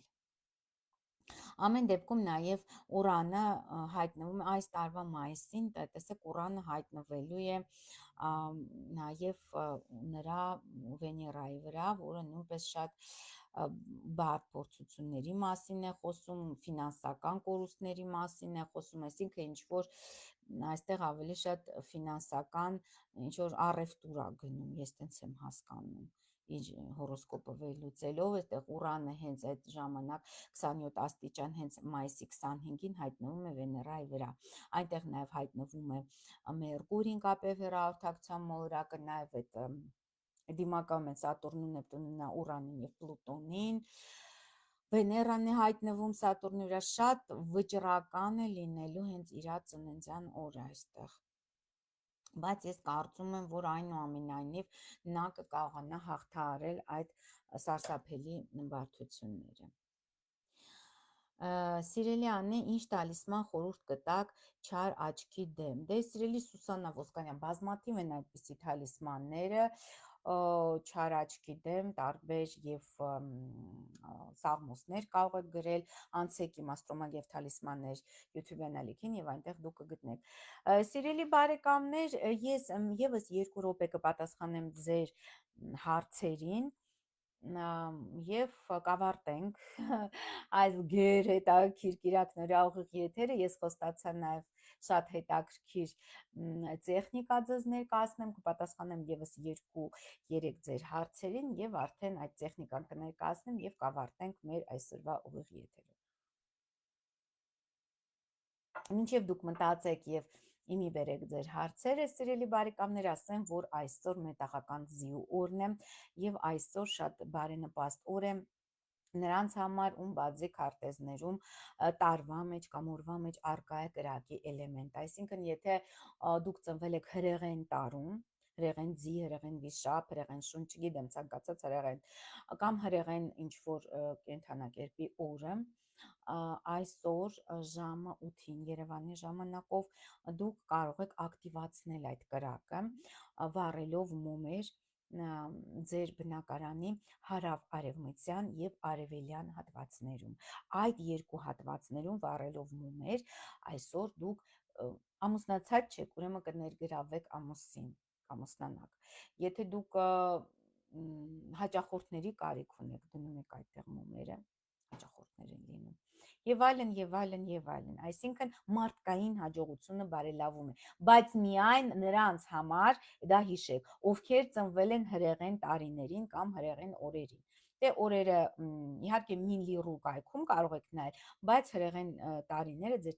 ծննդյան տարերքը դուք հաստատ կիմանաք իհարկե։ Հրեղեն, ասենք ձիու տարին եք ծնվել, հրեղեն վիշապի տարում 76 թիվն է, հրեղեն ձին 66 թիվն է եւ այլն, այդ 6-ով վերջացող տարիները նրանք հրեղեն են, դա հիշեք։ Կամ կարող եք անցնել միլիռու կայք եւ այնտեղ տեսնել որ օրն եք ծնվել, որ օրն է վիշապի օրը, դե սիրելիս անցեք միլիռու կայք, այնտեղ կկա։ Այս տարի ինչ է սպասում Հայաստանի, սիրելի Աննե, գրում է Էլլա Օգանեսյանը։ Ես բազմից անդրադարձել եմ Հայաստանի համար կանխատեսմանը, ցավալիորեն ոչ մի լավ բան չի սպասվում, որովհետև այժմ հենց հիմա կետոն, այսինքն մայր մտնող հարավային լուսնային հանգույց անցնում է Հայաստանի Հանրապետության արեգակի վրա, որը նշանակում է պետության անկում եւ թուլություն եւ այդ հանրակրվեն, չգիտեմ, կազմակերպում սահմանադրության փոփոխության, թե ներքին կարգով են փոխելու սահմանադրությունը, դա կարող է հանգեցնել պարզապես կազմալուծմանը երրորդ հանրապետության, որտեղ նաեւ Պլուտոնը անցնում է Սատուրնի վրա, այդ սահմանադրության փոփոխությունը ցավալիորեն անխուսափելի է լինելու եւ հռչակագիրը անկախության հանելու են պրեամբուլայից, դա արդեն վերանալու է պետությունը։ Կարծում եմ բավական բարձ զարգացումներ են, իհարկե եւ Ռուսաստանի համար եւ բազմիցս նշել եմ, որ Ռուսաստանի համար միշտ օծի տարիները բարդ են շատ ընթացել, այսինքն այդ հաղթանակը, որը ի վերջո Ռուսաստանինն է լինելու, շատ թանկ գնով է վաստակվելու շատ մեծ զոհերի գնով է վաստակվելու եւ այս տարի ավելի սարսափելի է լինելու այդ պատերազմի ընթացքը, ես տենց եմ կարծում, դատելով եւ Ուկրաինայի վիճակից եւ Զելենսկու վիճակից, մի խոսքով այս տարվա ապրիլ-մայիսը շատ վճռորոշ է լինելու, հատկապես Ուկրաինայի համար, Ռուբեն Վարդանյանի համար, մեր գերիների համար ապրիլ-մայիսը ամիսները, Դոգի համար հուլիսի 7-ից հետո։ Ահա, ես սպասում եմ ձեր հարցերին, սիրելի բարեկամներ, արդեն մենք 1 ժամ 37 րոպե ուղիղ եթերում եք, չեմ ուզում շատ չարաշահել ձեր ուշադրությունն եւ ժամանակը, շատ ուրախ եմ, որ այսօր դուք հատկացրեցիք այդ ուրախ տոնը, բումբարի կենթանը, անցկացրեցիք իմ հետ եւ 1-2 հարցին եւս կպատասխանեմ եւ կավարտենք այսօրվա ուղիղ եթերը, ինֆորմացիան շատ է, կարծում եմ մյուս կիրակի նույնպես կմտնեմ ուղիղ եթեր։ Այս տարի կավարտվի ռուս-ուկրաինականը, ես կարծում եմ դեռ վճռական, այսպես ասած, ճակատամարտերը դեռ առջևում են ռուս-ուկրաինականի, դեռ այնուամենայնիվ Տրամպը իր այսպես հմայքը կարող է ցույց տալ իր ուժը, իր բռունցքը, Զելենսկու գլխին կարող է իջեցնել մինչև հունիսի 10-ը, հետո արդեն Յուպիտերը մուտք կգործի Խեցգետին եւ նրա հմայքը, նրա զորությունը կնվազի, որտեղ նա երկվորյակ է, երկվորյակից հենց Յուպիտերը դուրս գա, արդեն նրա ուժը կիջնի, կթուլանա եւ այդ իսկ պատճառով եթե նրան հաջողվի մինչև հունիս ամիսը ինչ որ համաձայնագիր ստորագրել Ռուսաստանի հետ, դա կլինի շատ լավ, բայց շատ ցածր է հավանականությունը։ Ես չեմ կարծում, որ այդքան շուտ կավարտվի, որովհետև դեռ, այսպես ասած, դիմակայությունը շարունակվելու է, հետո Ռուսաստանը դեռ չի հասել իր նպատակին, իսկ Ռուսաստանի նպատակը դա Սև ծովից կտրել Ուկրաինային, այսինքն գրավել նաև Օդեսա, Նիկոլաևը եւ այլ մերձափնյա Սևծովյան տարածքներ, որով ամբողջությամբ նա կխեղճացնի Ուկրաինային, ինչու դեռ չի հաջողվում հաղթել, որովհետև այդ տարածքները դեռ շարունակում են գտնվել Ուկրաինայի վերահսկողության տակ եւ եթե նա կարողանա այս տարի դա իրականացնել Ռուսաստանը, եթե կարողանա, ուրեմն կավարտվի պատերազմը։ Եթե չկարողանա, չհաջողվի Օդեսան եւ Նիկոլաևը կտրել, այսինքն գրավել, ապա դա դեռ շարունակվել է, որովհետև Ուկրաինան զոր է, որովհետև ունի ելք դեպի Սև ծով։ Դա է։ Բայց այնուամենայնիվ Ուկրաինայի տրոհումը շատ մոտ է, ես կարծում եմ, որ եթե ոչ այս տարի, ապա մյուս տարի Ուկրաինան տրոհվելու է եւ մեծ մաս Ուկրաինի հասնելու է Ռուսաստանին, մնացածը նաեւ Պոլշային, Ռումինիային եւ այլն։ Ես չեմ կարծում, որ այս պայմաններում Ուկրաինա պետությունը կշարունակի գոյություն ունենալ։ Դե Զելենսկու ճակատագիրը արդեն մենք ներկայացրեցինք։ Ահա այսքանը, սիրելի բարեկամներ, ես ուրախ եմ, որ այսօր, այս պայծառ օրը, բումբարի կենթանի օրը դուք անցկացրեցիք իմ հետ, կարծում եմ հետաքրքիր էր այս եթերը եւ օգտակար էր ձեզ համար, մենք իհարկե ավելի մանրամասն կանդրադառնանք մարտ ամսվա աստղաբանությանը, մյուս կիրակի ես կներկայացնեմ արդեն հետընթաց Մերկուրին եւ Վեներան ավելի մանրամասն, այնուհետեւ մյուս կիրակի կներկայացնեմ խավարումների միջանցքի վերաբերյալ, թե ինչ է սպասվում բոլոր կենդանակերպերին, ինչ է սպասվում ընդհանրապես համաշխարհային զարգացումների հետ կապված եւ մի խոսքով մարտը բավականին, իսկ մյուս կիրակի կներկայացնեմ նաեւ Նեպտունի մուտքը խոյ աստղակերպ եւ թե ինչ է դա նշանակում բոլոր կենդանակերպերի համար։ Այս տարի ինչով է առանձնահատուկ, որ բոլոր բարձրագույն մոլորակները փոխում են իրենց դիրքերը, ոչ միայն Նեպտունը, այլ նաեւ Սատուրնը եւ Ուրանը։ Դե Յուպիտերը ամեն տարի է փոխում իր դիրքը, բայց այնպիսի ծանր մոլորակներ, ինչպիսին է Նեպտունը, Ուրանը, Սատուրնը, իհարկե նրանք ամեն տարի չեն փոխում դիրքավորումները, իսկ բոլոր այդ ծանր մոլորակների դիրքերի փոփոխությունը դա